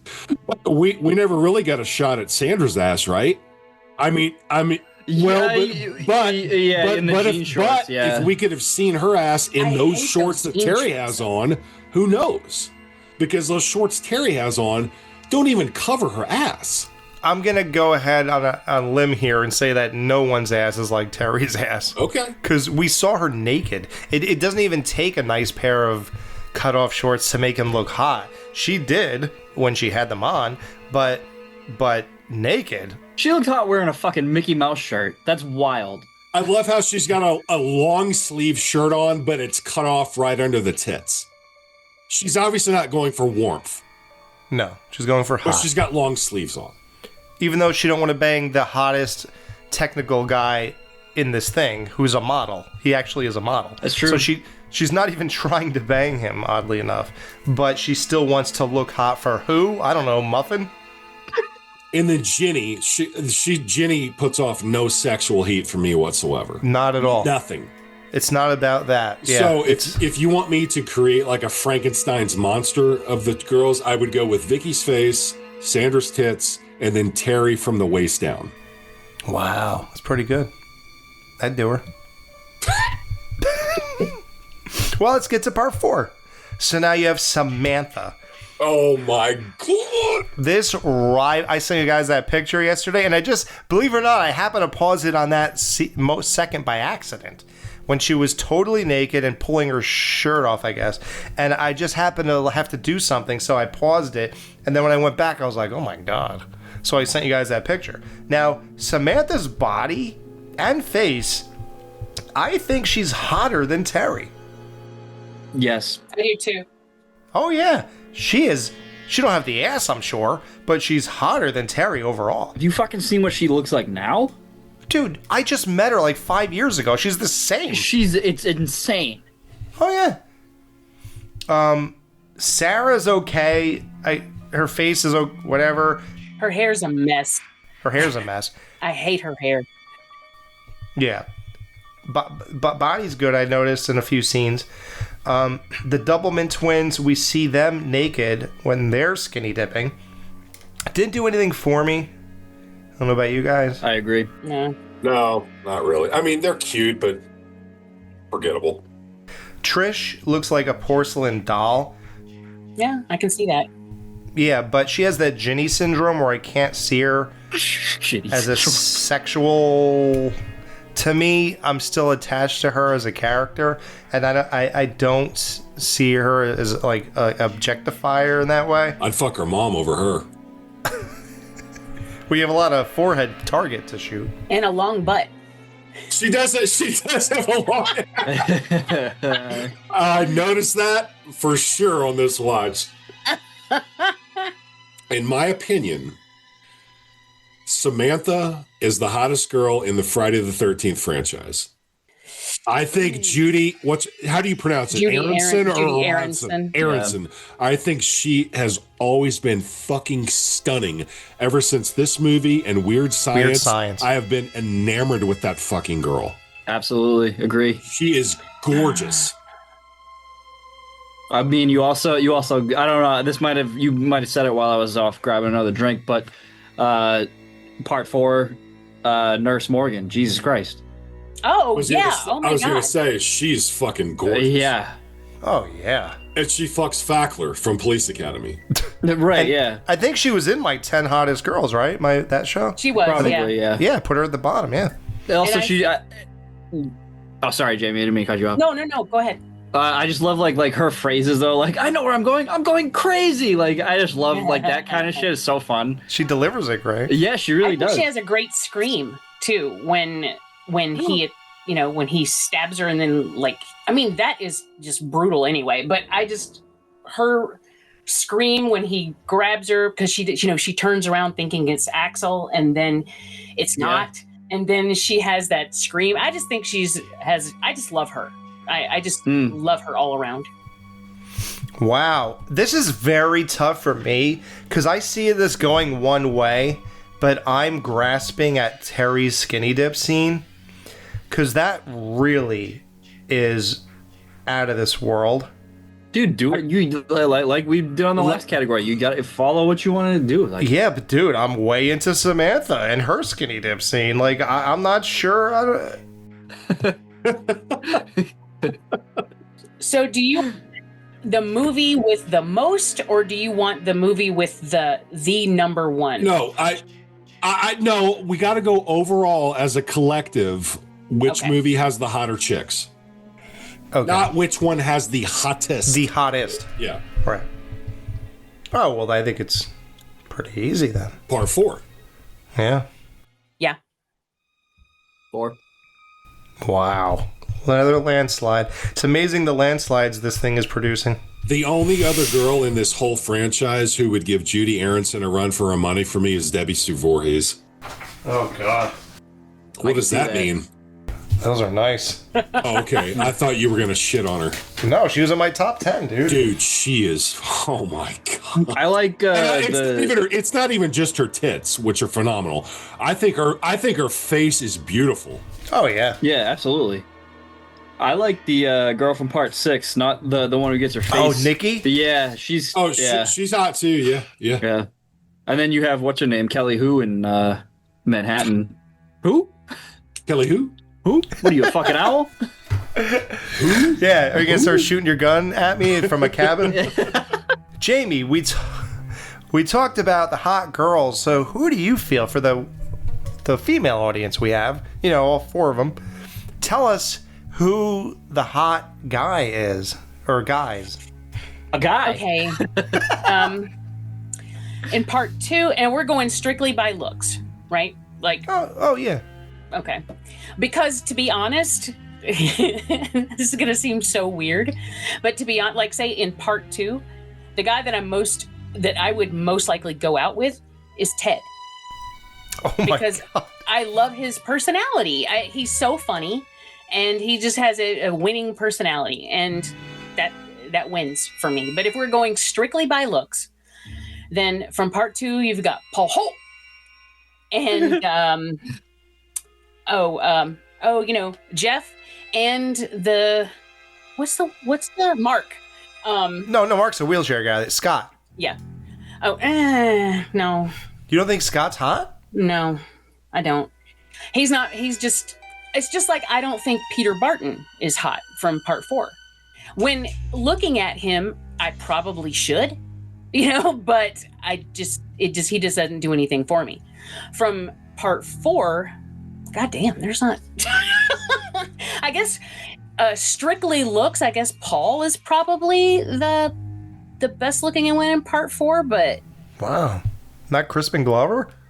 I don't know. Like none of them really do anything for me like that. I actually love Axel. I would go out with Axel. Don't tell Chris that. Again, I think he's funny, and I think like I don't know, like these are the jokey guys are the guys that I've always been drawn to.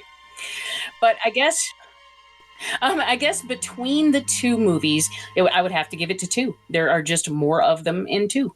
Can you imagine yourself though making passionate love to Ted? Well, he's going. I can't say that I ever Buzz. have. Yes, Buzz. Do you think you'd reach climax with Ted? I guess. I mean, if he could wrap his legs around you 3 times with those fucking things. He's what Brian refers to as a bone chuck. Which, yeah. Picture what's his name from The Burning? Dropsy? No, the guy who peeps. He lives in the end, but he's at one point he's running through the woods, skinny ass arms and legs flying everywhere. That's a bone chuck. Oh. So, well, I'm afraid your vote here still can't win. I know. Unfortunately. That's okay, but I got it out there. Yeah, no. People need to know these things. All right, well, so let's get to the category, which is the reason everyone watches horror movies: scares. So, Friday the 13th Part 2, you got the fire pit gag. While a joke, it's still pretty effective. Like, you don't really know what's happening. I remember as a kid, I didn't know what the hell was going on when that thing first came out and screaming. I was like, can I interject for a second? like does jumping, like the jump to Alice's, like the skull or the ice pick in the head? Well, I'm glad you said this. Oh, there's also the cat. Yes. Yeah, that's a scare. There are many times that the kill was the scare, and I had to remove it. I think I left it a little bit here and there, but I mostly tried to remove it because I'm not sure. I think it's supposed to go. It's taken for granted that the kill is a scare. That makes sense. Okay. Yeah, I was like, what? I can't keep saying this. So I said, well, and if I do that, then what am I going to talk about with the kills? So I was like, let me just stop. So I think I did it a few times in here, but no, I tried to remove all the kills. Then I'm fucked because a lot of my scares are also kills. So especially in Part 4. Yeah, a lot of those are these like bam surprise out of nowhere. So we're just gonna have to fucking double dick. Well, I tried my best here, so tell me what you think at the end of it. Okay. Yeah, let's see. Ready? So, the fire pit gag. Paul grabbing Ginny in the doorway while Crazy Ralph is masturbating to her. Vicky pulling the bloody sheets back and Jason pops out of the bed and slashes her leg. Vicky discovering Jeff's body hung on the wall behind her. There's someone in this fucking room! And that is out of this world. And then Jason stands up after wrestling with Paul in the same kind of moment. Jason's arm bursting through the window while Ginny holds the door. Oh my god. That's a great scare. Dude. Because she's looking the other way, so your attention is focused on where she's looking, and then his arm comes fucking blasting through that window. Jason bursting through the door with the pitchfork. Yep. Crazy Ralph's body discovered in the closet, which is weird. Ginny should know that whole Packanack Lodge. Why would she even open that closet door? It doesn't lead anywhere. So that was interesting. And that was the first time I thought of that is just now. Jason pops up next to Ginny while she's in the car trying to escape. Remember, he pops up in the window right in her face? Yeah, that's a great one, yeah. Amazing. Jason jumps out while Ginny's running through the woods. I'm so glad you mentioned that one. I feel like that one is underrated because she's just like chugging along down the path and he comes fucking leaping out of the darkness like a fucking mountain lion, but he misses her. He misses her, which is but great. Still, it is a great scare because you're not expecting it because you think he's way the fuck back there. Even though in the previous part, he turns and goes the other way from where she was running. So somehow he was able to circle around and catch up with where she was. Well, it's funny you say that. This leads into a big debate. Did Jason see Ginny while she was ducking in front of that yellow car? Like he should have. Like he faked it. Like he faked her out. He absolutely faked it. He saw her and said, I'm good. I'm going to get her. He enjoyed the chase a little too much. I would think he had to because her head was sticking up way too far. Oh, absolutely. And that's a small car, too. Right. And I think they did that on purpose. Wouldn't they have said, no, go lower if they were really trying to hide her from him? Yeah. Yeah, right. That's true, yeah. It's direction, right? So they literally let him see the top of her head and then play it off and then said, I'll get the bitch when she runs around the corner because that's the only place she's going to go. Because he knows these woods better than anybody. Mm-hmm. And then that was this big moment and he blew it because he's not that bright, you know, and all that kind of stuff. Is there another word you want to use for that? No. Something R? I'm so beyond that, Ghoul. This is the more mature Alex. Yeah.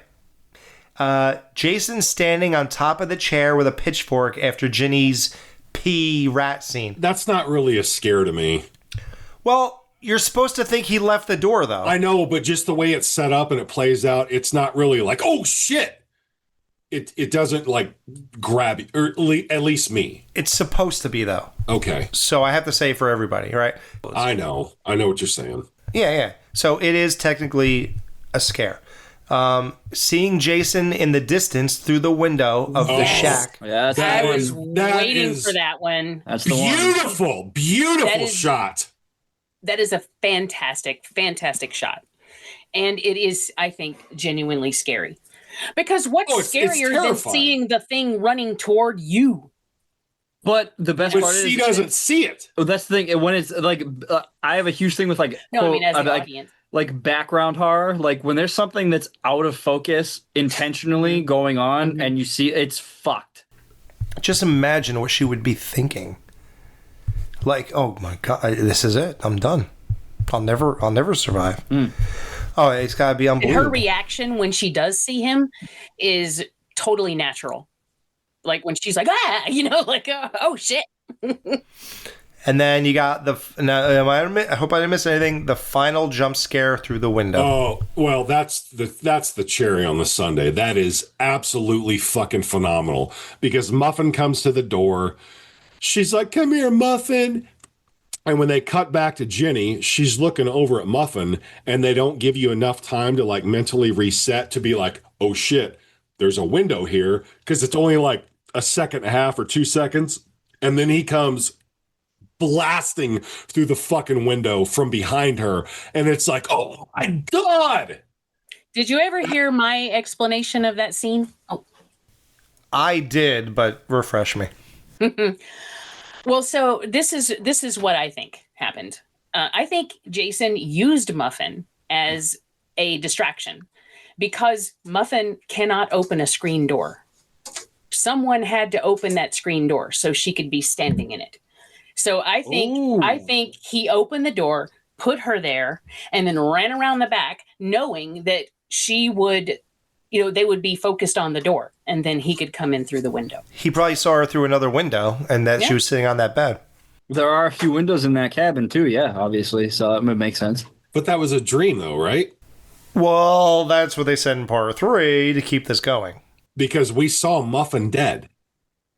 But we didn't. We saw a dog dead, and I don't think it was Muffin. God damn it. Oh. It was just a white, torn-up dog, yeah. If you look at the dog that's dead, there is no bow. But when Muffin comes back, she's still wearing her bow. The purple bow. So unless Jason put a bow in her hair, I mean, obviously, unless it is a dream, but I just don't think it is. I think Muffin wasn't dead, and I think that he used her as a distraction. So we saw basically the exact same dog. You could see the snout, the teeth that look like fucking perfect white little chiclets, the 4 legs. See that mutilated in the woods, but it's not Muffin. That's my theory. That's always been my theory. Okay. Yeah, no, Chris, the evidence is there. It's just there's no confirmation. That's the thing that sucks. That's the thing. Well, here's the filmmaking take on it. They did that so that when you see Muffin at this door, you are supposed to jump back to that scene and go, wait a minute. Right. Your mind is occupied like, wait, wasn't Muffin dead? And by the time you're not even done with that thought, Jason is leaping through the fucking window. Yeah, exactly. Right. Lull you into a false sense of security.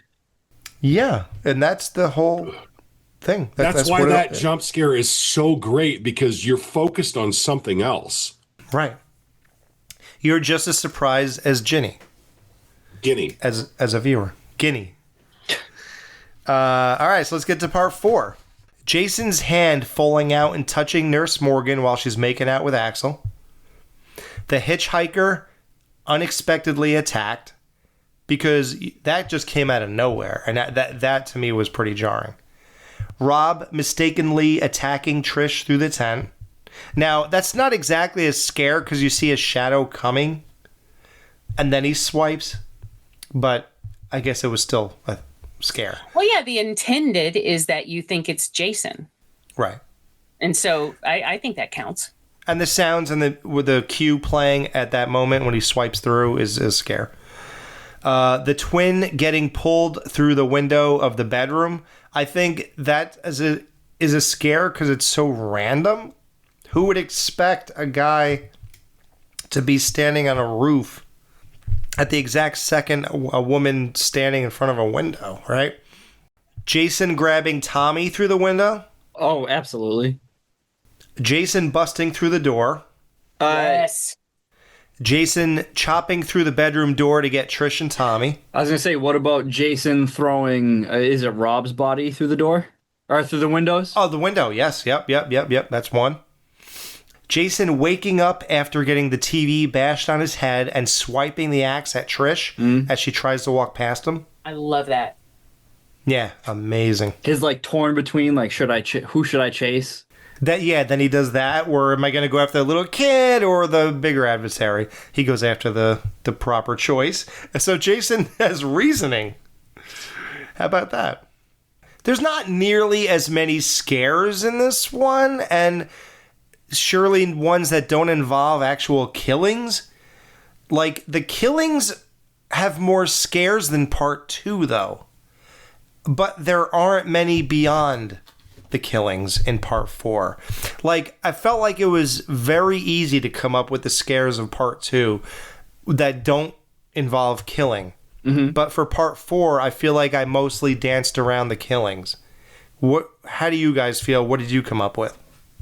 No, I think you're right, especially since because now that I think about it, one of the absolute, I could absolutely see if I was in 1984 seeing this part 4 in the movie theater, absolutely a jump scare would be one of the girl in the shower approaching the front door, and then all of a sudden the axe just boom. That would be a jump scare. Yeah, and that's a scare, but it's a kill at the same time. But yeah, part 2, there's genuine scares that are have nothing to do with the kill. Yeah. So you have both kills and scares there. Mm-hmm. Here, you mostly have kills. Yeah. And that's pretty interesting. Who ever even thought about that, right? Because, who broke this down in this way? I certainly didn't. And I would have never realized it. And I also realized something major about the kills when we get to those next, which is very in favor of part 4. But, so as far as scares, non-kills, my God. And we're not really judging it by that, but I still feel like everything I listed that Jason did in part 2 is what makes that movie amazing.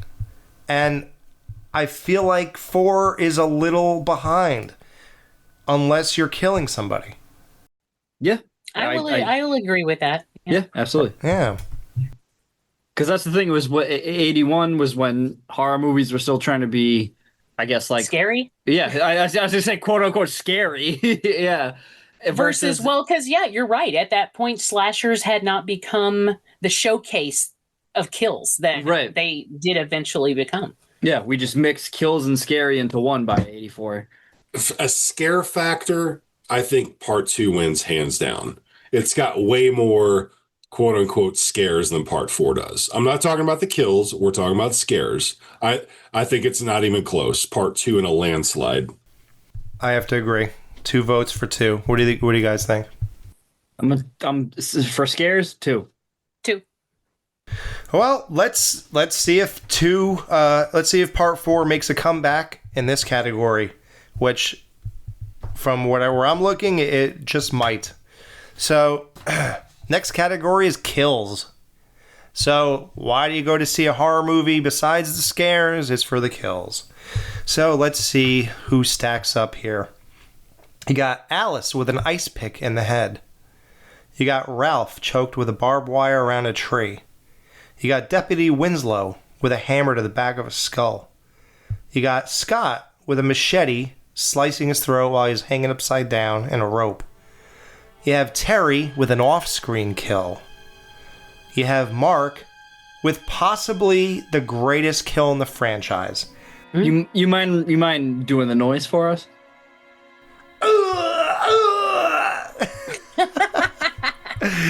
Oh, that's not too far off from Samantha in part 4 with the yeah, exactly. Yeah, that was pretty wild, her face. Well, we'll get there. So Mark, a machete to the face. Jason leaps up on the side on the Packanack and slams the machete into his face. But it really pays off when he rolls down the stairs. That's where everything becomes iconic. Exactly. Is it iconic because he killed a guy in a wheelchair?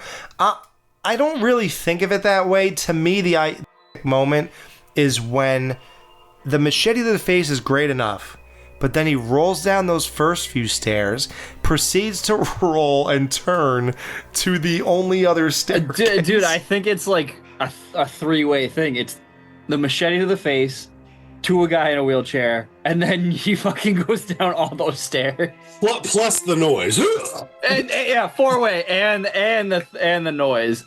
They doubled up on his noise. That was a great choice. It sounds ridiculous, but when you hear it, actually, it's awesome. I wonder what it sounds like when they just did the one. They're like, let's have him do it again. But you know that chair would have flipped over backwards after 1 or 2 steps. Absolutely. It's ridiculous. Yeah. Then you got Jeff and Sandra's double impalement with a spear during him having no idea and her having a second of an idea. Wild. Vicky's leg getting slashed as she does as you get the reveal of Jason, and then stabbed God knows where, because it's kind of weird and ambiguous, but you got that. So yeah, great showcase. And I'll say what makes the kills in part 2 so great is that they're insanely realistic and practical. This is not further movies in the franchise where you have to impress people and start killing them in ways that are interesting and fun and all that. And that grounded approach to the murders makes it that much more impactful. It's no different than Halloween. It's better than Halloween. Exactly, yeah. If you were it's not lesser. Yeah.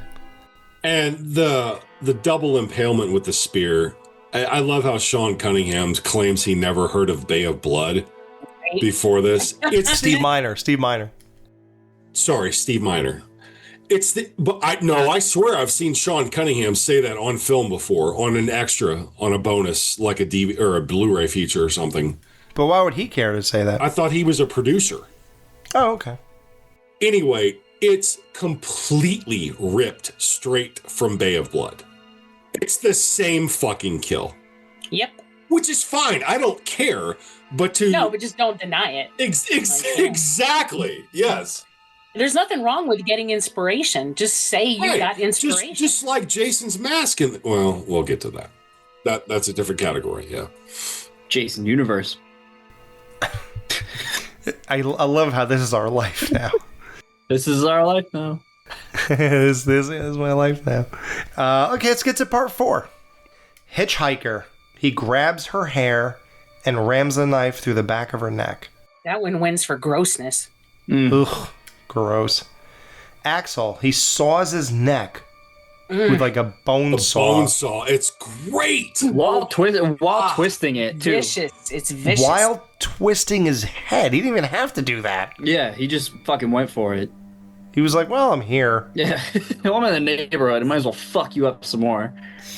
Nurse Morgan, getting pressed up off her feet against the wall, stabs her stomach and doesn't stop there. He runs it down to rip open her stomach. Yeah, that cut is amazing. Yep. It's just slow and barbaric, feel and exactly. Yes, it's very, very visceral. Sam, raft kill, stab through her stomach. Now I'll stop here and let Chris go for 5 minutes. Ghoul was going to talk about this earlier. You go, Ghoul. No, I was gonna say her fucking death face is outrageous. It's like a face you'd see in like a horror, a cartoon, a spoof horror movie. She sticks her tongue out, and then she goes cross-eyed, and I feel so bad for her because they clearly directed her and approved of that reaction. Yeah, the thing that does get me about this though is that you do see the knife through her back, and there's like like bare skin slasher body horror like fucks me up. Like when you see like naked people get stabbed and you see like the entry point and the exit point of a blade is fucking like ugh. And you see that with her, and also because she's a likable character, also because she's hot as fuck. And just think that one of the hottest girls in the franchise is getting cheated on. Right, yeah, by a fucking douchebag. And making the ugliest death face. But she just was like, yeah, all odds were against her. Yeah, she encapsulates everything. That reminds me always of Annie's death in Halloween. That fucking face that she makes in the car. Just like, it draws me out every time. Yeah. Just like this one does. Okay, so then next we get Paul, who gets stabbed or pierced or whatever you want to call it through his cock with a harpoon gun. So satisfying. Fuck and then he guy. shoots it through his body. Yeah. I wish it only came out of his like shoulder or something, right? Like, wouldn't that have been cool? Would have been cool, yeah. It's like Jason's second harpoon kill. Oh yeah? Wow, look at that. I didn't even think of that. And then we get the one twin who gets like impaled with a spear. That fucking kill makes me laugh out loud every time because she's just there and then he just fucking throws that thing right at her up against the fucking house. Like, it is so like... Oh yeah, he throws her against the house, which is a weird choice. Yeah, it's so hilariously violent. Like, like all of a sudden she's just getting her bike and then woof. Like, take an umbrella. Yeah. And then Miss Jarvis dies, but we don't see the kill. Right. That was strange to kill her, huh? Yeah. I think that was just to get her the fuck out of there. Yeah. And then Jimbo's death, he gets slammed through the hand with a corkscrew. Thank fucking God. And chopped in the face. And in the face with a fucking meat cleaver. Good. I fucking hate Jimbo. That's a great one. Fuck oh my Jimbo. God, I can see that. That's the guy from Back to the Future. Yeah, I'm just saying his character in this, he acts as if he's like the fucking, like, he's like, blowjob Betty broke up me. I'm like, dude, you are a fucking virgin. Get the fuck out of here. Lou, give me a malt. Yeah. Chocolate. Fuck that guy. Okay. Twin number 2, Jason breaks through the window and throws her off the second story. Okay, can we get into this a little? Yeah. So, he kills Jimbo. Seconds later, he's, for whatever reason, standing on a roof in front of the window. And I'm not the only guy who ever said this, I'm sure. But No. pulls her out of the window. Now listen, this is amazing. Because who would expect it? Who would expect it? If anything, Jason should have burst through her bedroom door and pushed her out of the window. That would be a normal thing to do. But instead... who said let's have him stand outside on a second floor? Well, how would he know that she was going to be looking out that window? You know, I mean, he would have to know that. And so, yeah, that doesn't make a whole lot of sense. But then there's also, he kills Peter Barton in the bathroom, but then he somehow ends up outside and throws an axe through the door to get Sarah after she finds Peter Barton. Like, he's all over the place. Yeah, and the axe kill throw still doesn't make sense. Well, wait. Let's back up and go. Because he Jamie had to know she was coming through that door. Right. So Jamie points that out, but let's not forget. Let's keep with this one. Kills Jimbo, combo platter, screw, cork, whatever, and meat cleaver, corkscrew and meat cleaver. Then pulls her out of the window. Amazing bust out of the windows on the top of the hood of the roof of the Griswold's friggin' station wagon. Then the very next scene, he pulls the thing out of Jimbo and then kills Ted. Why wouldn't you have killed Ted next? Why on earth would you go to a roof next, pull her out, then go and kill Ted when he's 8 feet away from you? Yeah. Okay. Bizarre, right? Like, there's those things. So it's like, I don't know. This is why the teleportation thing in the video game makes way more sense for the movies. Yeah, exactly. So then, we talked about Doug. He is behind a glass shower door, and Jason puts his hand through the glass door to smash his head into the tiles of the shower. Alex, you better watch out with your glass shower doors. That might happen. God damn it, Chris! I was just gonna fucking say that. He took too long, Ghoul. Bitch. I was just gonna fucking say. I was letting him finish his fucking thought. This was what I was gonna. Oh, I don't let him finish. I never do. He never does. He's the interrupter. I gotta finish first. That makes sense. You ever see when someone talks and Chris wants to talk, you just keep saying something until you stop? I know. Yes. I'm terrible. Jamie, it's amazing. If you ever start listening to our show, Jamie, you'll love it. What?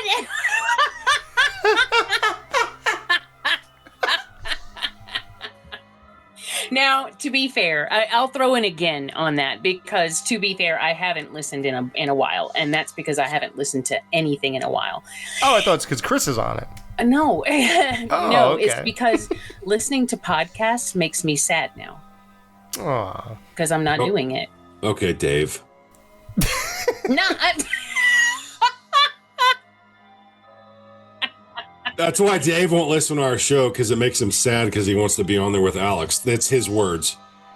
Oh, well, I believe that, and it's not, but it's not just you guys. I don't listen to anything, and because I've tried, and I can't do it, and it doesn't make you happy anymore.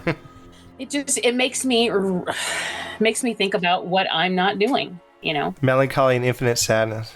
Yeah. Who gets that one? Despite all my rage, I am still. All right, man. Good. Teddy gets stabbed in the back of the head with a kitchen knife through a projector screen. Yeah, good. Good. Why would Jason go, let me try to see if I could land it exactly where his head might be, instead of I'll walk around the projection screen and just shove it in his face? Well, projection screens are very see-through. You can see shadows through them. Can you? I guess the light was shining towards the screen. Yeah. So you would see Teddy's shadow silhouette, right? He would see the silhouette. Yeah. Also, that way it snuck up on us too. You know, like you don't see it coming. Yep. I think you know it. I think you kind of know it's coming, but you don't actually see it coming. Oh, no. I'm just trying to get Jason's point of view here. Like, why does he see it as the feasible way to kill somebody. Like, why doesn't he go, well, I don't want to try to kill a guy with a screen in front of me. See, Defender coming in. He can see through the fucking screen. The Defender, he's back. He's back, man. Cha-cha. And then you get to Rob Dyer, who decides to go down the basement, is down there for an amount of time, comes back up as Trish is running down it. They meet at the top of the stairs. And for whatever reason, he goes back down? I don't know exactly why. And that's when Jason decides to do something about this. He didn't decide it the first time. Rob was walking around the basement. And then he grabs him. And Why was Jason in the basement? Why the fuck would he have gone into the basement? Like, he'd have to know that somebody was going to go into the basement. He did the same thing in 3, though. Yeah. I mean, I guess he does it all the time. And and honestly, it doesn't take anything away from me. Like, I love the fucking movies, so it doesn't bother me. But it just, if you really stop and think about it, it just doesn't make any sense. No, it's bizarre. Also, he's back and forth between the houses a lot too, which is, dude, he's so it drives it drives me nuts because it's so inefficient. Oh yeah, especially the kills I mentioned. Why would you go on a roof before you get to a guy 8 feet away from the other guy? Yeah, bizarre. Inefficiency makes me crazy. Wait, did he not shut the power down in part 4 to the party house? Yeah, he ripped the power box off. Yes. Yeah. So then they go down to check the fuse box, and that's why he's down there. It was very similar to 3. Oh my God. When he's down there. Yeah. Oh, you were brilliant. Did you notice Did you notice his fingernails when he rips that box off the house? Fucking disgusting. They look like tree bark. They look like witch fucking nails. Yeah, witch nails. They look like thick wood. Yeah. Like, he could have used those to kill people, and he didn't need a weapon. He could have clawed their eyes out. Circling back to Rob's kill, people always call out the, oh my God, he's killing me, and they like make fun of it. Oh yeah. I'm sorry, I take it the complete opposite. Can you imagine if someone is in front of you attacking you with a weapon, puncturing your body with a machete or a garden claw or whatever it's a gardening tool. It's a gardening claw, yeah. And you fucking realize in that instant, oh my God, I'm being murdered. You don't know what you'd fucking say. It's true. And the fact that he says, oh my God, he's killing me, I have absolutely no problem with that whatsoever. Well, no, I mean, and since it was inspired by a real 911 call or a real recording of somebody getting killed, obviously it is something that could happen. And yeah, I mean, I think it's terrifying. Because what else in your entire lifetime could make you yell out in horror other than realizing that someone is trying to end your fucking life? Right. He's in the process of killing me. He stabbed me again, and now he's stabbing me again. I'm dying. It's obviously doesn't get to that point. It glanced off my rib that time, but this time it hit my heart. Right. Oh God, that one severed an artery. I'm still okay, but I'm dying. It reminds me of like fucking Will Ferrell from Austin Powers when he fucking sends him down the fucking fight. He's like, oh, it really burns. Like, that kind of shit. I'm feeling a little woozy here. I'm feeling a little woozy here. Get the fuck What I noticed about Part 4's kills is that they up the ante. They're fucking vicious. If you notice, and I only noticed in taking notes for it, almost every single one of the kills are a combo platter. Now, I used to say that about Jimbo. I used to say the corkscrew to the hand, machete to the face, combo platter. Like, you mean combo platters and like... Two things are happening at once. Okay. So, now... You're not going to be blown away by the first one, but when he grabs the hitchhiker's hair and then rams the knife through her throat, something about the grabbing the hair vicious. Makes it vicious. Yeah. Well, it's because you can feel the I don't know, the vitriol, the anger, rage. I think you can feel it in everything he does, even when it has nothing to do with a person, like when he throws the hammer into the wall. Yeah. I mean, and that does have to do with a person, but it didn't hit the person.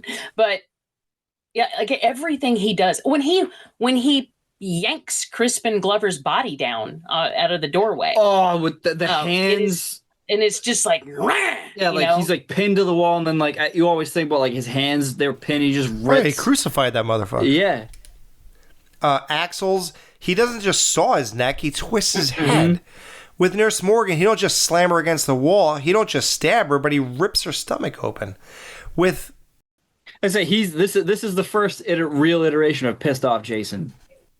Right, pissed off Jason, absolutely. With Jimbo, you get the corkscrew and meat cleaver to the face. With Sarah, now you have to look at it in a different way sometimes. With Sarah, yes, he only axes her chest, but the axe goes through a door before it gets to her chest. So that's two things. Yeah. The spear gun, he jams it in Paul's groin, then shoots it through his body. With the twin, he pulls her through a window, throws her off, but then she hits a car and blasts out the windows. With the twin, he stabs her and then throws her against the house. It's like never just one thing. There's always Doug. Like with Doug, when he smashes his face, but then when Sarah finds him, his throat is hanging over like he yanked his head down over the broken shower door. Exactly. Jason straight double tapping, making sure everybody's dead. Double tapping everybody. Now, how could we possibly say part 2 wins on kills? I don't know if I possibly can say that. I'll throw my vote out if you want. Go ahead. It doesn't. Friday 4 is the kills. Yeah, I don't think there's. To me, there's no question. I'll agree. It's wild, right? Like, you want to even say, but there's some iconic stuff. It's very practical and all that good stuff. But does that put it over 4? I think in most of the films, there is usually one standout that everyone points to as their favorite one. You know, like the sleeping bag in part 7. There's one that just sticks out that to most people.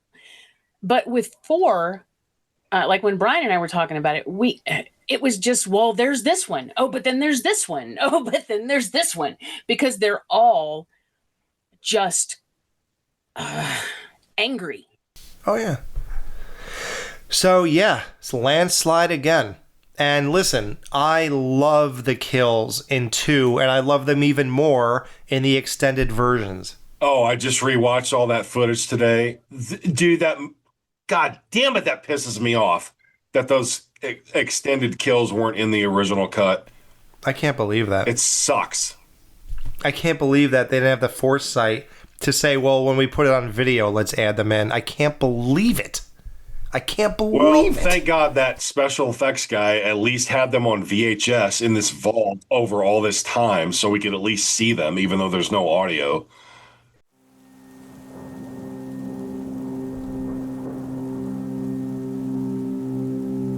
We got 10 of them. Yours is in the barn. What's wrong with them? Yeah, they're all dead. You can pull it up over there. All dead. Some unconscious. And this the guys believe in the wet stuff? Yeah. This time he got 7 kids and 3 bikers. This time they got him. But the man who killed your sister is dead. He's alive. Jason's body disappeared from the home. Oh my God. Tommy's at the house. Where's Gordon? He went out. Oh, someone left the front door open. But what happens if a psycho wanders in? Probably challenge him to a game of Zaxxon. Did you hear any more about the place next door? Mm-hmm. It's been rented by some kids. Great. Let me put it in the old computer. What? It says you're a dead fuck. What? And I'm a dead fuck.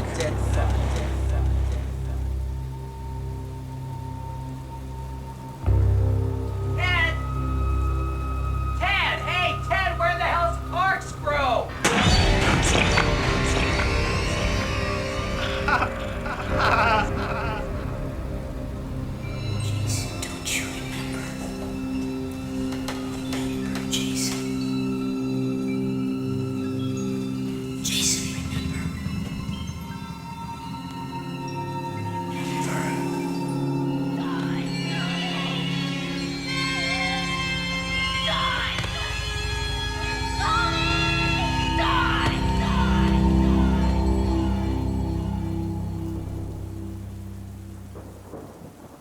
Jason himself. This is just the overall character of Jason. Okay. So, in part 2, Jason is very timid as the camp is being intruded on, which hasn't happened in 5 years. There's lots of stalking, lots of shadows. I don't know. Have you seen Friday the 13th, 9 Lives? It's pretty good. Oh, dude, I've watched that hundreds of times. Supposedly it takes place after part 8. Lots of him in the shadows as they kept him out of sight. Not as good as Ghost of Michael Myers. The Ghost of Michael Myers. Did you guys realize they kept Jason fully out of sight? Not fully. What I mean is, like, until he was fully revealed. Distant. Till the 1 hour and 5 minute mark. When Vicky pulls that sheet away. It's pretty wild.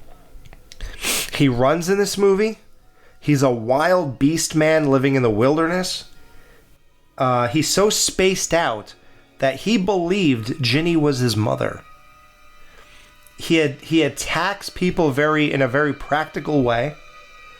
He is dressed in overalls and a sack over his head, which is exactly how the killer from the town that dreaded sundown With the looked. sack head, yeah.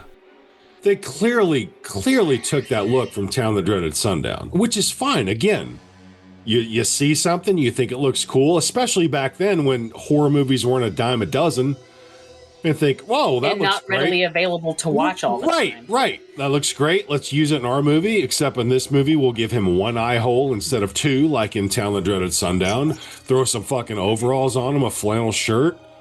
There you go. I love it. It's great. Now, I do believe that Chris is right in what he said. I think maybe the Ghoul said it too, that this is what keeps this movie out of the discussion of of this being the greatest Friday the 13th. I really think that people go to 4 and 3 and 6 and they don't consider this one. It could be considered the best and most simplistic introduction of a killer, just like they like in all the other movies. But because he looks like this, I really feel that that's why it's kind of like, well, let's go to the other ones. Because that's not really the Jason we all know and love. And it gets glossed over. And I think it really hurts the discussion. And that's why we're even sitting here doing this show. I often wonder if he looked like he did in part 3, that this would easily and undisputably be called the greatest Friday the 13th of the whole franchise. So, but let's go to part 4. Now, this is a Jason with brute force. He props bodies up to scare his victims, just like Michael Myers did. He rips them down like they're just hanging meat. His attacks into people's houses or rooms are just vicious and brutal. Him busting through the door of the Jarvis house is a far cry from Dick Warlock in Halloween 2 walking through the door of Haddonfield Memorial Hospital. Like, think of the difference in the brutality. There's just something, he's a man on a mission here. Bursting through that fucking door. Like it was paper mache. Exactly.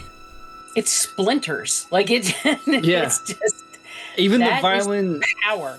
Even the violent when he throws Rob's when he throws Rob's body through the window. It's like you could feel the fucking anger and the hate like behind that, you know what I mean? Yes. Dude, he left a hammer in his head. or yeah, something. Yeah, right. Yeah, exactly. Something was in his. Well, was it that tool he killed him with? Like the gardening thing? I always assumed Probably, that. yeah. But like, just imagine like you just like take like somebody like fuck you and just fucking yanked him through a window, like just to freak the shit out of Trish. Yeah. I'm sure it's because of when I saw this movie compared to part 4, but I've always preferred the look in part 2, and that's nothing against the look in part 4. I think he looks amazing in part 4. And his physicality, the way he moves, everything. Something about the sack and the overalls and the one eye in part 1 or part 2 is just really off-putting to me. He just seems more human, more human and animalistic at the same time. More retarded. I'll go with that. I don't get the sense that Jason in part 4 is, to me, he comes off very. He's very mechanical, resourceful, very tactical. Yeah, and like he's using his brain. Mm-hmm. Yeah, it's almost like two different characters. Yeah, it is. Yeah, Chris, did you say animalistic? No, I said retarded. I think you did. Oh, I was gonna say no. two, maybe whatever. 2 is like, yeah, he's on the hunt, and he's just going for like anything that's alive, which is very scary. I feel like in part 2, he's defending his turf more, and in part 4, he's on the hunt to kill as many people as he can. Yeah, I feel like in part 2, I don't think he would have fucked with them if they had stayed off the property. Right. Yeah, well, there was no kills in 5 years. Why is he killing people in part 4? Part 4? In part 4, I think he's just fucking pissed. Like, look, he had an axe in his head. They took his ass to the morgue, and he's like, "Fuck you, I'm not dead." And then I'm not dead yet, bitch. Yeah. And then he killed all the way back home. Like, he's just like, "Fuck you, fuck you, fuck you, fuck you, banana lady." He's like Bam Margera and Hulk Hogan's tweet, where he's like, "I'm not dead yet, brother." Oh, jeez. Yeah. Jason Voorhees is dead. I love that guy. Like, to me, part 4 is the epitome of Jason. To me, and just totally personal, that is my complete favorite Jason in all around.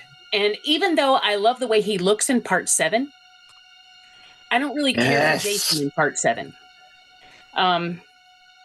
Like, he looks great because in that movie he's got pieces of everything that has happened to him, and that's very cool. Plus he's got the whole exposed backbone and all that. Like, that's neat. Yeah. But if we're talking like pre-zombie Jason, like actual just dude Jason, because he's technically still a human in part 4. This to me is the I don't know, the most iconic, the top of the mountain. This is the best Jason ever. And I love part 2, and I love the look of Jason in part 2, but I feel like we've seen that before because we have.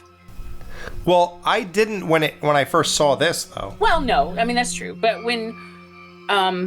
when Jason came along with the hockey mask, that was completely original. That was something that, we hadn't seen before. So I got to give him props for that. But I just, all around, I think Ted White just kills it. As he's literally. I do love the idea that in part 2, it kind of gives you the feeling that, wow, like when I was a kid watching 2, I used to wonder why I'm watching the one without the hockey mask. And I used to be like, wow, that's weird. I'm watching a Jason movie, but it doesn't seem like Jason. Like, it doesn't look like the pop culture reference type thing. And then I eventually got this great feeling over the years where I said, wow, so I'm watching him from the beginning, though. Like, this is before he became the commercial pop icon that he is today. These are the roots, and there's something very amazing, or like something strikes me about that. Like you ever listen to a band, like imagine listening to Metallica and the first thing you heard was Sandman, and then then you still didn't go back to their catalog, and then you heard Load, and then you're like, huh, and then someone goes, oh dude, Metallica was amazing back in the 80s before when they were thrash metal and all that stuff, and you went back and then you heard like Ride the Lightning and Master Puppets, like, oh my god, wow, this is like when before they were all that, and there's something special about this. Like there's something different about this. These are guys that what's really inside of them is coming out, and they're not concerned with commercial success. And like you almost kind of get that vibe here where it's like, we're not concerned with, oh, everybody likes the hockey mask, everybody likes it. So it's like, no, this is before all that shit. And there's something that's amazing that's captured in that. And especially the fact that they weren't doing it on purpose. It really was his origin. It's not a lie. This really was it. And I don't know, there's something that's very charming about that. And that speaks to me. It seems more realistic that, you know, that he would be some kind of angry hillbilly with, and he would, you know, a dude living out in the woods is not going to have a hockey mask. Now, of course, we know how he gets it, but it just, to imagine a killer in the woods wearing a sack, that just seems like it fits. I think it works, but it's just that, yeah, I mean, Jason became Jason, and, you know. Well, what we're asking ourselves, I suppose, is do we like the badass, brutal, murderer, combo platter, heaven killer guy of part 4? Or do you like the more vulnerable, realistic guy living in the woods that really makes you feel like he's really living in the woods, whether it be his home, whether it be how he kills people, so practical, and it's not a showcase? What speaks to you more, I guess, is what we're really asking, and the look, what look speaks to you more? It's a total package. I'm 4 for me. Not only is he just more vicious and all that, but I feel like he's a murder machine in that movie. In part 2, he is more human like, because he's clumsy. He's, you know, he makes mistakes, he misses, he, you know, does all those things. But by the time you get to 4, he is like a prodigy, you know, and he has refined the art of killing, and he's so fucking good at it, and he's just so pissed off. Like I can't. Nothing will pull me away from 4 as far as Jason is concerned. Oh yeah, I knew it wouldn't. I think I told everybody that. I said nothing is gonna pull Jamie from part 4 Jason. Yeah, I love how in part 2, he's definitely more human in part 2, because when Jenny comes at him with that chainsaw and he recoils the way he does. Yes. Yeah. And just starts like, oh shit.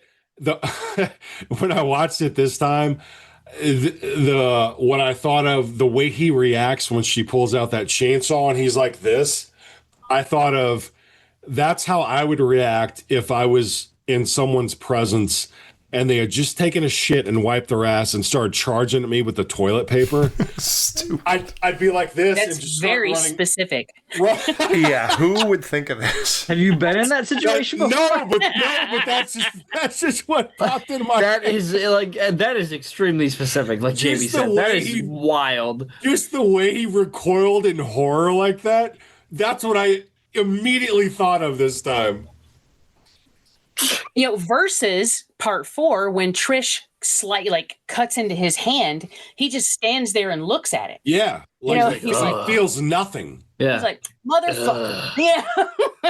Yeah, wouldn't you have more of a reaction to that? If my hand got cut in half, I'd be fucking mortified. Like that would be my whole day right there. That would be hand trauma is one of the I can't. Like when you see things where people pull people's fingers apart, or like even in part like Jason Goes to Hell, where he like Creighton is breaking the guy's fingers, you know. Yup, for answers, one of the better Jason movies. Yeah, it runs all over me. Yeah, this is You're asking a lot out of this answer here. I would not argue with any answer for this category at all. Yes, this is the Jason's look category. It's just everything. His overall This presence Jason- and look, yeah. I guess I should have done look, right? Well, that encompasses It's everything. just part of it. His attitude, his look, everything. I'm going with 2. Because if I mean, I'm not gonna lie, if I saw a fucking dude in like khakis and a green shirt with a hockey mask chasing me with a machete, I'd be terrified. Yeah, if you were in the woods and turned around and saw someone after you, what would you be more scared of?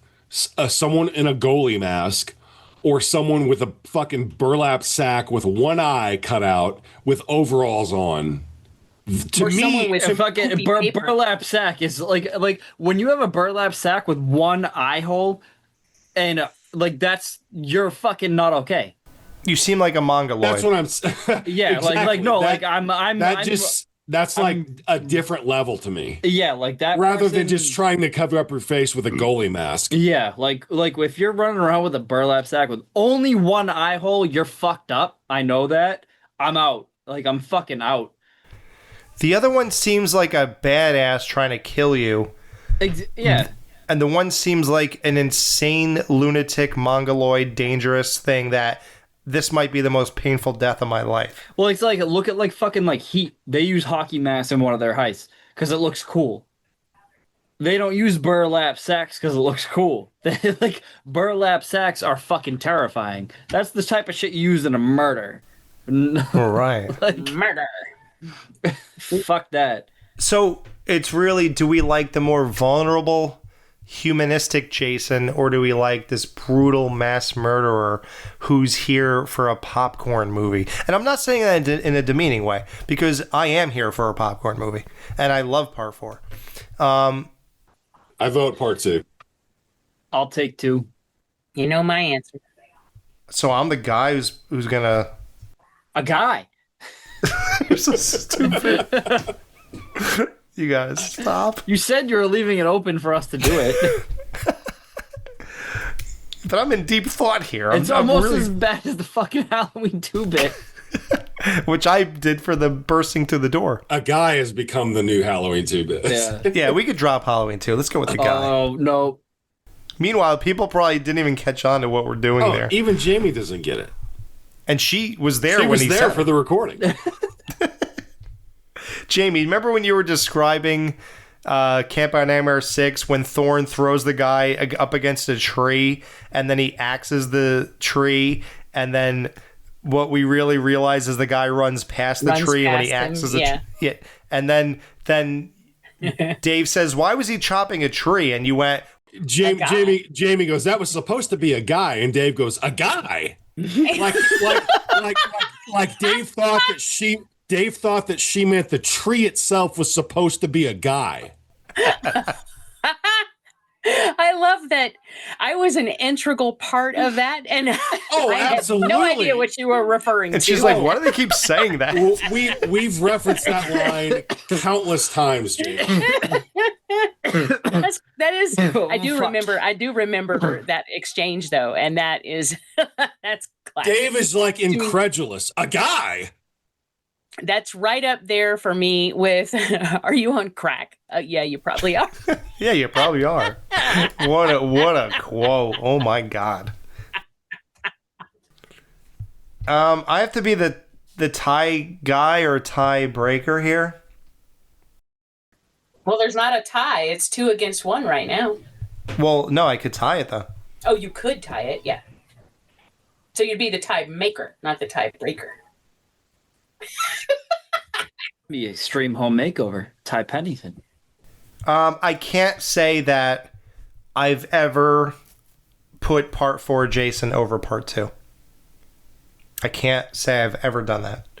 And I don't have a 6 foot tall mannequin dressed up as part 4 Jason in my horror room. So But you're saying that you have had a part 2 Jason 6 foot mannequin.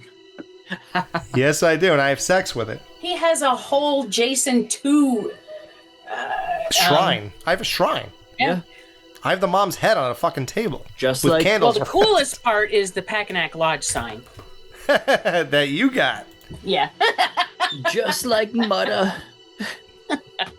Yeah, Jamie got me a Packanack Lodge sign that I hang over the man cave. Oh, that's pretty dope. That's my lodge, yeah. I'm gonna start looking in for Christmas gifts to get you guys now. Fuck. So, Jamie, I'm sorry. I would love to have split this one, but I can't deny my entire life. No, that's what this is all about. And, you know, if that's the one that speaks to you the most, then that is the one that speaks to you the most. It must be, yeah. So, yeah. So part 2 wins Jason as the character. It's bullshit, but okay. No, I'm kidding. There's no way in the world Jason 2 is better than 4. Come on. Now we get to a fun category. Jason Unmasked. So, Friday the 13th Part 2, Jason's bursting through a window to attack Ginny with a machete still buried in his shoulder. He looks exactly like what one would imagine a wild beast man living in the wilderness would look like. He has the long hair. I believe you mean the term frightened retard? That too. He looks definitely like that. He's half his head is bald, which we don't know when he was 11 because he didn't grow his hair out yet or whatever. He has rotten teeth. His eyes are all lopsided. He's a mess. It looks real. It looks authentic. This is exactly what I think should be under a mask like that. Wildwood Man. Oh yeah. Part 4. Tommy whacks Jason's mask off with a machete. Most of his face. Now this is, Jamie, don't hate me. I always thought this from a kid on. His face in part 4 kind of looks like hard plastic. Oh, I agree.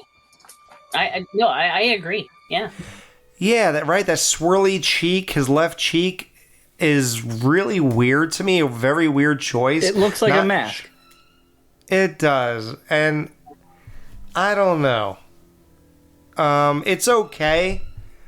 His look in part 4 sometimes almost reminds me of the fucking Cantina Band in the first Star Wars movie. Yeah, I get those guys playing the fucking clarinet. Yeah, exactly. Yeah, totally. I always think of Sloth from the Goonies. Also, yeah, exactly.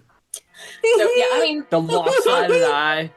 I don't even have to think about this one, to be honest. It's part 2 because I feel like it looks real. He looks like a real dude that you could run into. Part 4, even part 3, they just don't look natural to me. Part 3, he legitimately looks like a literal monster. I love his look in part 3. It is kind of bizarre. I like it. It's better than 4 to me. Yes. No, it looks cool, but he actually looks like a monster, human being, is someone not of this. And earth. when he's fucking grabbing at the windows and hissing and shit, oh my god, that is kind of cool. That's Yeah. amazing. It's weird. I normally wouldn't give 3 anything over 4, but yeah, I guess I do like Unmasked Jason 3 better. Yep. Okay, so that's 2 because I'm with Jamie. Oh, 2 for sure. His fucking long hair, on half of his head, but then he's bald on the other half. He's fucking got a beard. His one eye is down on his cheek and shit. It's incredible. And that he busts through that window and he's going Right. Oh my god. If Warrington Gillette gets shit on every 5 seconds, I'll tell you this much. Much like Tony Moran in Halloween 1, I am glad that he did this rather than Steve Dash. Yep. Yeah. And I'm glad Tony Moran did it instead of Nick Castle. So I think these were both, God put these things in place exactly as they should be. Because, yeah, the right guy did both things. Yeah. I'll say part 7 for me. Oh, wait, my bad. Yeah, part 2. All right. Part 2. All right, so let's talk about the score of both these movies. So I think in this instance, it's okay to split the difference. If anybody says both, I don't think that's as bizarre or sacrilegious as saying both to anything else we've been saying. They share a lot of the same elements and a lot of the same cues. So I think that makes sense. Unless you're talking about part 3, they're mostly the same at this stage. I mean, they do have their distinctness, but... Yeah, you get that horn in part 4, right? Like a... Like, that's totally distinct. But you have in Friday 2, the chase scene. Yeah, yep. Well, to me, more part 2 is the music playing when Ginny's tricking Jason. And when they're running through the woods and they're doing the moonshot and then back to Jason. And that fucking music that's playing underneath that scene is so fucking good. Yeah. But what about when she's tricking Jason? Yeah.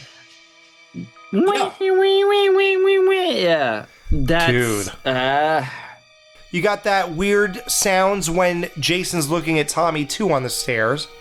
You have that sort of. Well, you also have like in Friday 4, you have the like, you know what I'm talking about? Yeah. Yeah. So you have that. Yeah, I love that.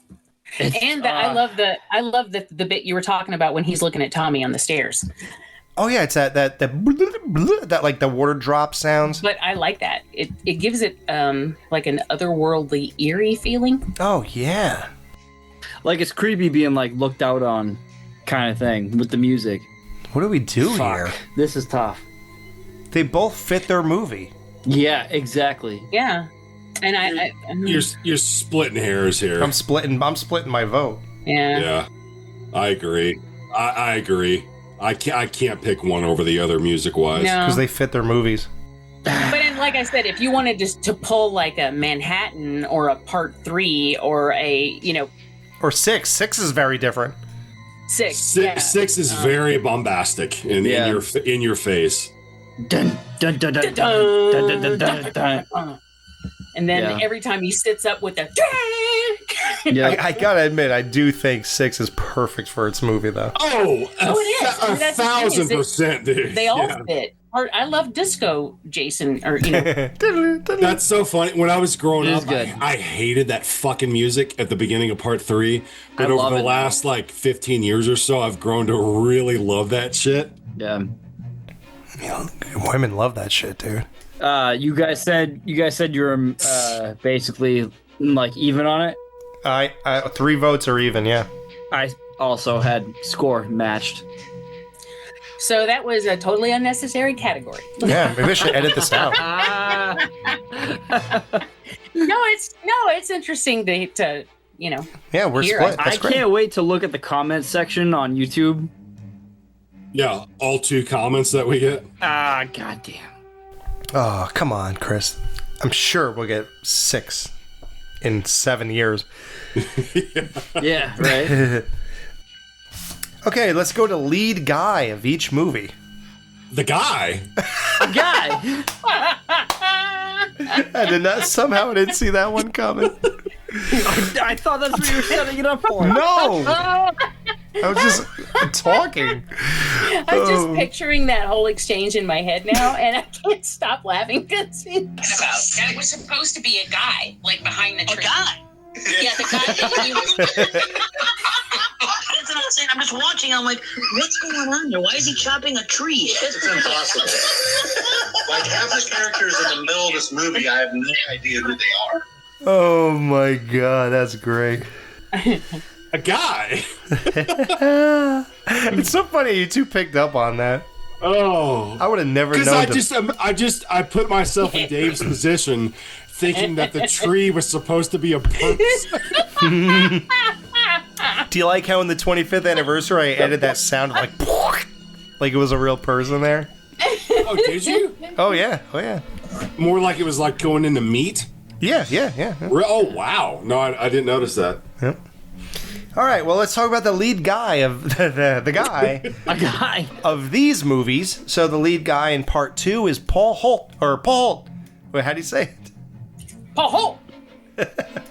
And the lead guy in part 4 is Tommy Jarvis, I guess. It's not Rob, I was gonna say, so who do we consider in part 4? It's either Rob or Paul. Sorry, Rob. Maybe Rob Dyer, or Paul. Who's the lead guy? Tommy, Rob, or Paul? Well, make your case for part 2. Tommy kills Jason. Right. That's a fact. Paul disappears. Yeah, Paul, we don't know what happens to him. Let me go there for a second. When exactly does Paul die? Does he die? Does he die? Who the fuck knows? Yeah, does he die? I don't think he dies. I don't either. I don't either. I've never thought he died. Nope. I think he'd Because- already been all right. taken away by paramedics or something when she's like, Paul? Where's Paul? They're just like, shut up, bitch. But like,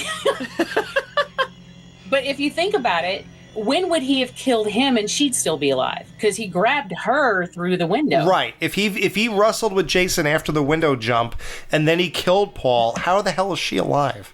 So that would basically mean that the shack scene is the real ending. And where did he die there? Because he took her out of the shack. Yeah. So there is no death. So that's the thing. I don't get it. Versus. Okay, so Paul versus, is it Tommy is the lead man of this movie? He's not a lead man. Tommy has a three movie arc in this franchise. He is the lead man. Okay, fine. And also, at this point, like Jamie said earlier, and as we all know, this was supposed to be the final movie. He fucking killed Jason. Yeah. Oh, he put an end to that bitch. Jason is dead. He fucking killed that motherfucker. Yeah. Well, I'll go ahead and start it off by saying that listen, let's not deny anything. He might be a goofball now, but in the 80s, Corey Feldman was the man, the boy. Hell yeah. Of actors. There was a reason for it. There was a reason he was as popular as he was. It's because he was entertaining. He was charismatic as a motherfucker. Fuck yeah. Just think of him in the Goonies. How charismatic he is. Stand in by that Me. movie. Dream a Little Dream. Oh my God. Gremlins. Yes. License to Drive. License to Drive. Yeah. That movie is unfucking real. He sucked in Lost Boys, but he was still in Lost Boys. No. He was great in Lost Boys. Come on, with that fake voice. Dude, he's good Yeah. in the first Lost Boys. Yeah? He's playing a character. His voice is a little gravelly and shit, which they amplify it by 100 in the smoking sequel. some cigarettes. And that's why I hate the The sequel. And I don't hate him, but I hate the voice in the sequels. It's so unnecessary, like he's trying to be Christian Bale Batman or something. But But when you go but in from the first one, it works. 84 to 88, Friday 4, Goonies, Gremlins, Lost Boys, License to Drive, Dream a Little Dream. I mean, this dude was putting out banger after banger. Oh, and The Burbs. Oh, I love him in The Burbs. That's my favorite movie out of all of those that I just mentioned. I forgot about. There you go. How can you? Who on earth could say Paul is better than Tommy because of the guys who played him? I mean, to be honest, Paul, even before he disappears, he doesn't have a whole lot of personality. Not a ton, but he has it. He's kind of stiff. Even the part where he goes to her cabin, and they have their moment, and he leaves it is funny that he leaves the beware of bears note. Okay, that's he's funny. fucking TMNT. He's Donatello. What? Corey Feldman is fucking Donatello. God. I was like, Paul? Oh my God. I got totally confused. Sorry, You I guys had will to fucking have throw that no- out there. I had to look it up. I'm so sorry. No, you're right. He's Donatello. He's fucking Donatello. That means nothing to me. Oh, it means everything. You guys will have no reason to know this, but in my early years of recording on Devour, it became known as a Jamie Jenkins and you'd say, "Oh man, I Jamie Jenkins it." That's what I would say, because I would often remember things from a conversation that we were having, 5 minutes ago. And then suddenly a piece of something would pop into my head and I'd go, oh yeah, wait, this too. Yeah, Donatello. And it was just a thing. I was so involved with Paul just now, and he just says Donatello. I'm like, Paul was Donatello with a stunt man? I thought he was comparing him to Donatello. And I just had to throw it out because of... No, it's great. No, you're right. You're absolutely right. Listen, I love Paul. I really do. He killed it in the campfire moment. He is serviceable through the rest of the movie. He's an authority figure. Absolutely. I totally buy him. I love him and Ginny together. I think they have a great chemistry together, actually. He's brave. I love him standing up to Winslow. Yeah, he tackles the shit out of Jason. Oh, yeah. He's a real man. He doesn't run in the other direction and just grab Ginny and run. He was like, fuck you, I'm going right in. Yeah, he's legit straight up like, yo, fuck you, bitch. Oh, yeah. So it's at him. Paul's amazing. I love Paul. But it's Corey Feldman. And he's an insanely charismatic figure through the entire movie. You love that moment when he's looking at the girl naked, the way he's jumping into his pillow. It's totally, exactly real life. And you know what else I love? And this has nothing to do with the movies themselves, I guess. But I really do love Corey Feldman's commitment to the role. As far as he loves it so much, and he only did one of the movies, but he loves it so much. Well, he did two technically, because he was in the beginning of Part 5. Well, yeah, but that was in someone's backyard. It was his backyard, but was it his own? He wouldn't even leave his house. Yeah, but yeah, he loved the role, kind of like how Kane loved the role. I gotta give him some love for that. And they brought him back to narrate Crystal Lake Memories, it was amazing. Yeah, he was the narrator. He was Paul. He did the campfire scene. Wow, I haven't seen it in years and years. I got to rewatch that. I don't remember. He was the narrator. Yeah. Well, I remember he narrated the documentary, but I don't remember that scene. Well, that was like the jumping off point, the campfire. Wow. And then they would come back to it periodically. Yeah, I mean, he clearly is in love with the fact that he was in that movie. Yes, yeah. And not in an arrogant way. I think he truly loves it. No, he truly loves it. Yeah. Listen to the list of movies that we just gave that he did, that he was incredible in. And this is the one role that he keeps coming back to, that he has regrets about, that he would do again.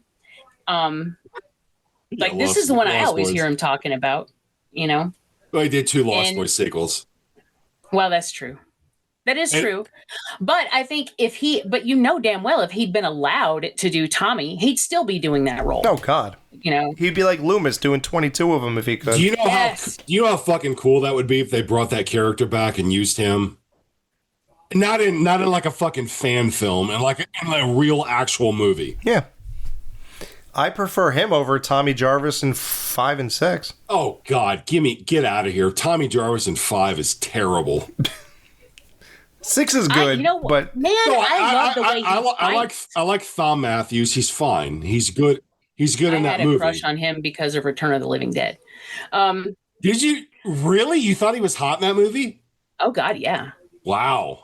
I loved him in that and Return of the Living Dead Part 2, and in Friday 6. She likes punkers.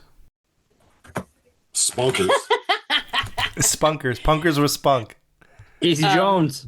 All right, well, let's blast through this. Are we all feeling like me, or do you have? Is anybody way into Paul Holt? No. Feldman in a landslide. Wow, another landslide. Amazing how that keeps happening. Yo, someone cue Stevie Nicks. No, Billy Corgan, motherfucker. What are you talking about? Billy Corgan's landslide on Pisces Iscariot is far superior to Stevie Nicks. I've never heard that. He did a version of that? It's fucking masterpiece heaven. Absolutely. Check it out. I'll have to put that in my phone. You have to fucking, if you have not had. Is it Billy Chamberlain solo or Smashing Pumpkins or Chamberlain. Swan or not Chamberlain? Yeah, You're thinking of the drummer. Jimmy Chamberlain. So the name I was Billy Corgan. Was it his solo? No, it's Smashing Pumpkins. And Landslide? Yes. Okay. Okay, so final girl. This is easy because here's the problem with part 4. You and Dave Z pointed this out many a time. Part 3 was the last time you had a final girl. After that, it was always this combo platter of Trish and Tommy, Tommy and Pam and Reggie, Tommy and Megan, whatever that guy's name is, and the telekinesis girl, Tina. Part 8 was the dude and the girl. What? Tina. Hey, Tina. So they always paired people from part 4 on, and this was the start. Oh, yeah. So are you saying that's a good thing or a bad thing? It's not bad. It just makes for a lack of a memorable final girl, obviously. Yeah. No, that's true. Yeah. It takes away that feeling of that there's no one to save you. I mean, that's a fucking huge dynamic. A girl being a girl. Oh my god. Being chased by a fucking maniac? You're gonna tell me that it's the same fucking experience when there's a guy running alongside with her? That's not the same thing. I'm sorry, it's not the same distress. It's not the same feeling of isolation. It's not the same feeling of, oh fuck, I'm fucked. None of that's there anymore. And I don't know why that became a trend. I guess people... Ghoul's holding in this puke. Were you about to puke and you held it in? It looked like it. Went down the wrong way. Ooh. Now your lungs are drunk? Went down the wrong way. It looked like he was getting ready to hurl it. Nope, I'm good. Combed it in. If you throw up, please go near the microphone. Absolutely not. You already got He's going to be that. walking in cursive when he stands up. So, now listen, I'm not trying to sway your opinion on who's the best here because of that dynamic. It's an observation. But yeah, so Ginny versus Trish. To me, this is a fucking joke of a question. Ginny is not only a great final girl, she may be the greatest. Trish, I never for a second even considered. Right, I mean, all right, just think of this regarding Trish. She doesn't have someone protecting her. She's trying to protect her brother. And she goes head to head with Jason, straight on, face to face. He takes her to the ground and she still fights him. She is responsible for slicing his hand down the middle and stunning the shit out of him because he's just like, what? I mean, it's not like she didn't do anything. She also took a header out a fucking window. Wow. And got up and kept going. I mean, I think people don't give her the credit she deserves. You know what? You're right. I totally strike my earlier comment. I didn't even consider any of that. Okay. That's for Friday 4. Yep. Wow, that's... I never thought of any of that. I don't expect you guys to necessarily, or anybody, to see it the way I do. But No, that's the only way there is. I feel like no one ever... everyone always focuses on Tommy, and rightfully so. He has the more important role. But I think because of that, she gets overshadowed, and you just kind of, in the back of your mind, you just picture her running around in the background, not really doing anything. But then it's like, I feel like if you actually stop and think about it, I mean, man, I love her. So what do you think, Ghoul? Ginny. Easily. Can you tell us why over Trish? Yes, I could tell you that. Because she used her smarts and actually, because her character in the background has what do you want to call Child it? psychology. Yeah, child psychology. She used it to her advantage. So why the fuck would you not? All the reasons I just said. Yeah, exactly. I'm fucking.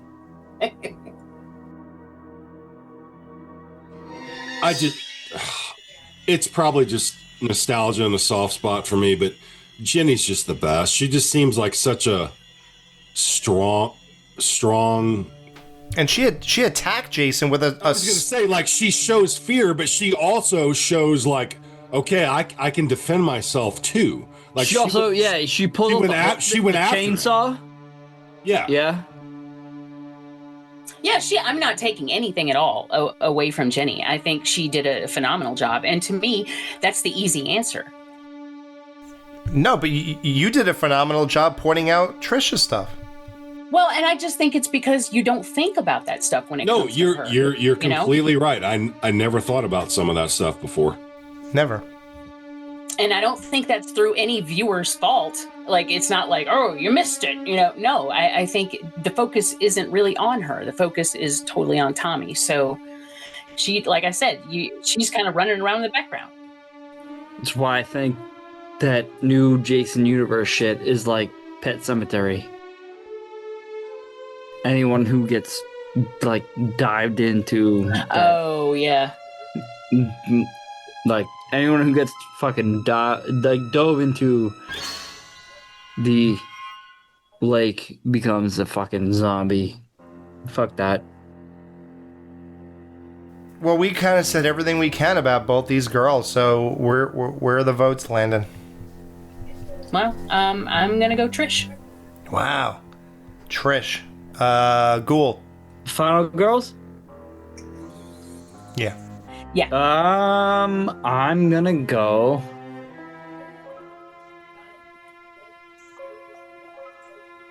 Right. Jenny. Chris. Jenny, for sure, no doubt. Trish is good. Alex? Don't get me wrong. It's Jenny. It's all good. Yeah, Trish, you blew my mind. I now will say that Trish is second in my opinion. Yep. So we have one final category. Now, I don't know if anyone at home is doing the math. We haven't. We said we won't. I have my suspicions, but I don't know who's the winner or who, if we're tying here or whatever. But I know both movies have winners. But this is the end. So, Jason's kill. So, we'll do quote unquote for part 2. And then he actually does die in 4. Well, I think there's your answer. Oh, see, you are screwed up, boy. I think this category will be 4-0. 4-0. All right. Jenny tricks Jason into thinking that she is his mother. And we get this amazing cutaway to Pamela Voorhees herself. Then he realizes her scheme and cuts a huge gash in her thigh, and Paul comes to save Jenny. And in the struggle, Jimmy slams a machete used to kill his mother right into his shoulder blade. His eyes roll in the back of his head. He collapses. Now you have to remember, he didn't survive all this crazy stuff yet in 3 and 2 yet. So this is very grounded and real. Normally if you do this to somebody, they're kind of out of commission. So this is good at this point. Also, we're not really sure, where Jason would have killed Paul, and we talked about all that stuff, like where would this happen? That's another thing ongoing, whatever. So that it's a lot of things going on here, but that's the kill. Yeah, the point was that she used her brain. And that was the important part. So, yeah, Right. I mean the kill itself, yeah, nothing special, but No, I mean she fucking slices him through his shoulder.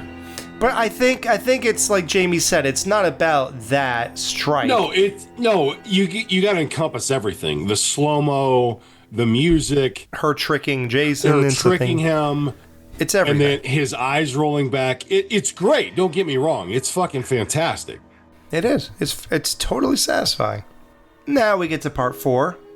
Tommy tricks Jason in a similar fashion as Ginny, making him think he's seeing himself as an 11-year-old boy who drowned in Camp Crystal Lake. I'm not sure what the plan was. Think about this part. Tommy had no weapon. He had no means of killing Jason in mind.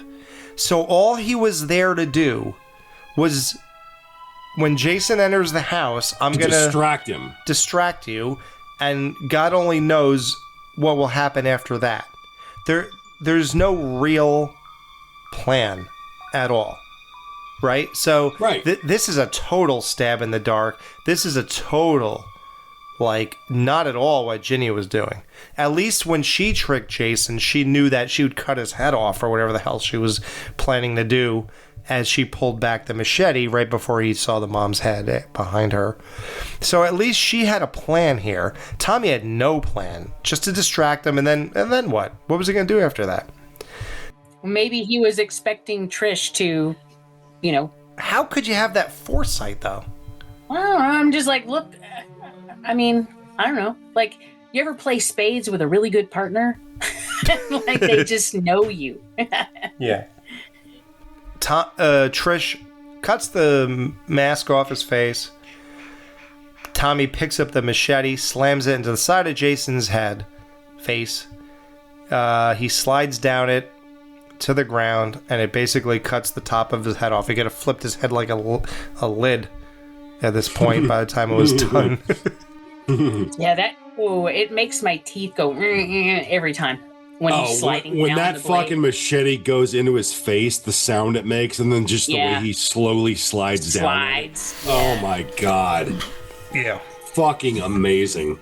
And then Jason's finger twitches, and you get an extra umph with Tommy. Die!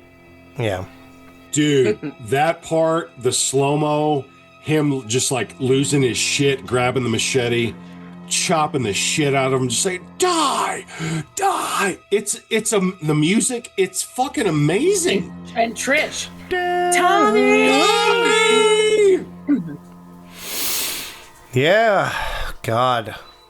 So I for that part, Jason's kill, I'm giving my vote to part 4. And not just because he quote unquote actually dies. I'm just talking about. No, I think it's a better scene. Oh yeah, for sure. Died. It's amazing how many variations we could do here. Right? Why are you then if it's not for the real die? The totality of it, just the fucking. I mean, she chops him in the shoulder. Music's great. The way she looks, when the way she looks at him, she's got the look on her face like, I'm gonna kill this motherfucker right now. But then, she chops him in the shoulder. Fine, whatever. He falls down, his eyes roll back. But Tommy buries that fucking machete in his face, like 50% of the way into his face, and then he just slowly slides down on it. And then when, Tommy thinks he's still alive, and he just starts chopping the shit out of him again and screaming die in slow motion. It's just, that part gives me goosebumps, dude. I think I did didn't I say this in the wrong order earlier? I think Tommy gets his attention, he turns around, and then when he turns back around, that's when she knocks his mask off. Is that really how it goes? He gets his attention, she chops his mask off, the blade falls to the ground, Tommy picks up and hits him in the face. Okay, I was trying to get to how it got to Tommy. But what was he doing before Tommy got his attention? I think she chopped his hand in half. Oh, yeah. That's right. Yeah. I do love how Jason looks there when they unmask him, because he really does look like a more grown version of the deformity Of the that kid, he was, yeah. of the kid jumping out of the lake at the end of part 1, which is what Tom Savini said he was going for. Right. Except for that weird swirly cheek. The cheek, yeah. But other than that, he does look like a bigger version of that kid from part 1. I agree. That kid. But a kid. A kid. The kid. Everyone's getting in on the act. Oh my god! Oh my god! But as far as just if you just want to isolate on the looks of the Jasons unmasked, I definitely prefer part 2. Oh yeah. Well, that was your vote. Yeah. Well, let's go. Let's vote and let's get this over with because we got to do some counting after this. And somebody better have a piece of paper in front of them who's not fucking half in the bag here or all the way in the bag. Because I'm going to say things and one of you got to add this up. I'm going to say things. I'm a little in the bag. Oh, good. Ghoul's going to do it. Great. Oh, great. Great. Fuck you. Well, then we're sure to get the Ghoul. The guy. The Ghoul. Who's the best kill? The best Jason kill. Yeah. Who is it? What is it? Best Jason kill. 2 or 4? It's wild to not say 2 with Ginny's thing. Like, Jason? Mother, and don't forget, Mrs. Voorhees came back for this. It doesn't matter. We're talking about the... Yeah, she's a bitch. It matters. Wait, what's wrong with you guys? It matters. This is, like you said, it's the totality. Yeah, you're right. The totality of the death scene. I'm going to go 4. Oh my God. Well, fuck me. I'm going to say part 4. That kills me to say that, but I got to say part 4. My God. Chop me in the fucking head, part 4. Yay! It don't matter what I say then. But if I had to really be totally objective, I have to say 4. Woo! All right. Well, that means that Friday 4 had the strongest beginning and the strongest ending. Oh wow. Mm-hmm. Yeah. Just saying. Here's the results of our show. Openers recap, part 4 wins. Locations, part 2 wins. Characters, part 2 wins. Plot, part 4 wins. Hot girls and guys, part 4 wins. Scares, part 2 wins. Kills, part 4 wins. Atmosphere, part 2 wins. Lead guy, part 4 wins. Lead guy. Score, tie. You could probably just leave that out. This is coming off so planned. I mean, like, it sounds so, because they're dead even all the way through. I know. It's like you're watching a YouTube video where they have 5 categories and they, like, this one's gonna win 2, this one's gonna win 2, and it's gonna come down to 1. But it's not, obviously. It's just, that's how neck and neck they are. Final Girl, part 2 wins. Jason Unmasked, part 2 wins. Jason Overall, part 2 wins. Jason's Kill, part 4 wins. That's everything. We exhausted every avenue we possibly could to bring you the answer. Here are the results. Friday the 13th, part 4, the final chapter, has 6 points. Friday the 13th, part 2, has 7 points. Wow. That's what I'm saying. They are fucking neck and neck.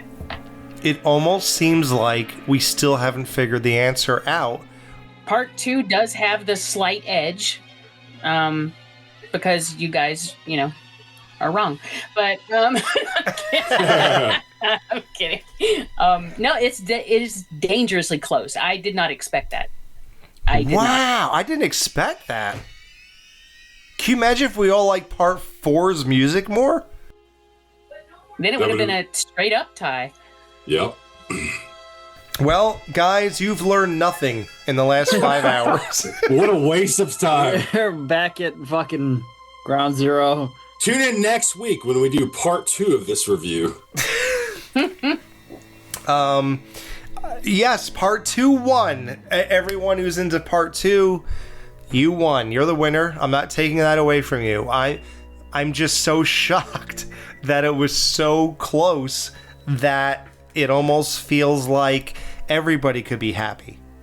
Yeah, I mean, it was honest though. It was honest. It was totally honest. Yeah, basically, I prefer part 2, but if someone tells me they prefer part 4, I would never argue with them over like, are you fucking kidding me? You like part 4 better? Right. Like Garai Myler? Yeah. No, I agree. I'm thrilled about this result. I was actually worried here and there. Dude, throw me, you sons of bitches. Yeah, I can't believe how close this is. That's great. Well, I think that what it tells us is that, since you said in the beginning that this is pretty much split, by Friday fans, this proves it. It's just, no one is wrong. Like, obviously, no one's wrong anyway. It's your opinion. You're allowed to have whatever opinion you want. But I think that no matter what you said, you'd have an equal number of backers. Yeah. No, I'm proud of this show totally. I think everybody was really unbiased. I think everybody gave dead truths to everything. We didn't lean towards our favorites. I guess now that it's over, I'll say that 2 is my favorite. But at the same time, as you could see, I voted honestly, and if 4 had the upper hand here or there, I gave it to it, and I risked losing the win because I don't care. I'm trying to find out the best movie, so I didn't even add it up and make sure we won or nothing like that. So like, I'm thrilled because I think most Friday fans love both of these movies. And I don't think we'd be thrilled for the other to lose. Well, there's no bad movie between the two of them. Exactly. I don't think there is a loser. They're both great in their own particular way. Yeah, just imagine if one person chose the score of 4. It would have been a tie. It would have been. Okay, I choose 4. No, I'm kidding. I expected part 2 to win by a lot. And not like a whole lot, but I expected to have like a definitive win. And me too. I kind of thought there would be a definitive winner here. I expected that I would lean toward 4 personally. And I was very shocked at you. I actually ended up giving quite a bit to part 2. You did. Because that's what we're doing. But so that surprised me. The whole ending surprised me. And then for all of that, for them to be virtually tied, and with 2 winning, but right there. By a hair, literally 1 vote. That's crazy. But I'm pleased. I like it. Yeah, what if you said 4 was the better music? That it would have been tied. Mm-hmm. Oh, now you're blaming it on me. I'm just kidding. Like, you have to carry the burden for losing part 4. No. I know that's your favorite, right? It is, yeah. Yeah. So what if you just said that? Then this whole thing, amazing. But to be honest, I really believe the music. I can't. Like I can't. I think is equal. Yeah, they fit their movies. Yeah. Wow, how do you feel, Chris? We talked about leading into this show and all that kind of stuff. How do you feel now that it's over and it's so close, but you 2 edged it out? I feel good. 2's my favorite one in the franchise, so I'm happy that it won, but I'm also happy with myself that I could give props to 4 where respect was due because it's a phenomenal slasher film. I just don't have the deep nostalgic ties to part 4 that I do with part 2, and that's probably the main reason is what holds it back for me, is that I saw 2 way more growing up than I saw part 4. And that obviously plays a lot into your love of movies, as we know after all these years. God, it's everything.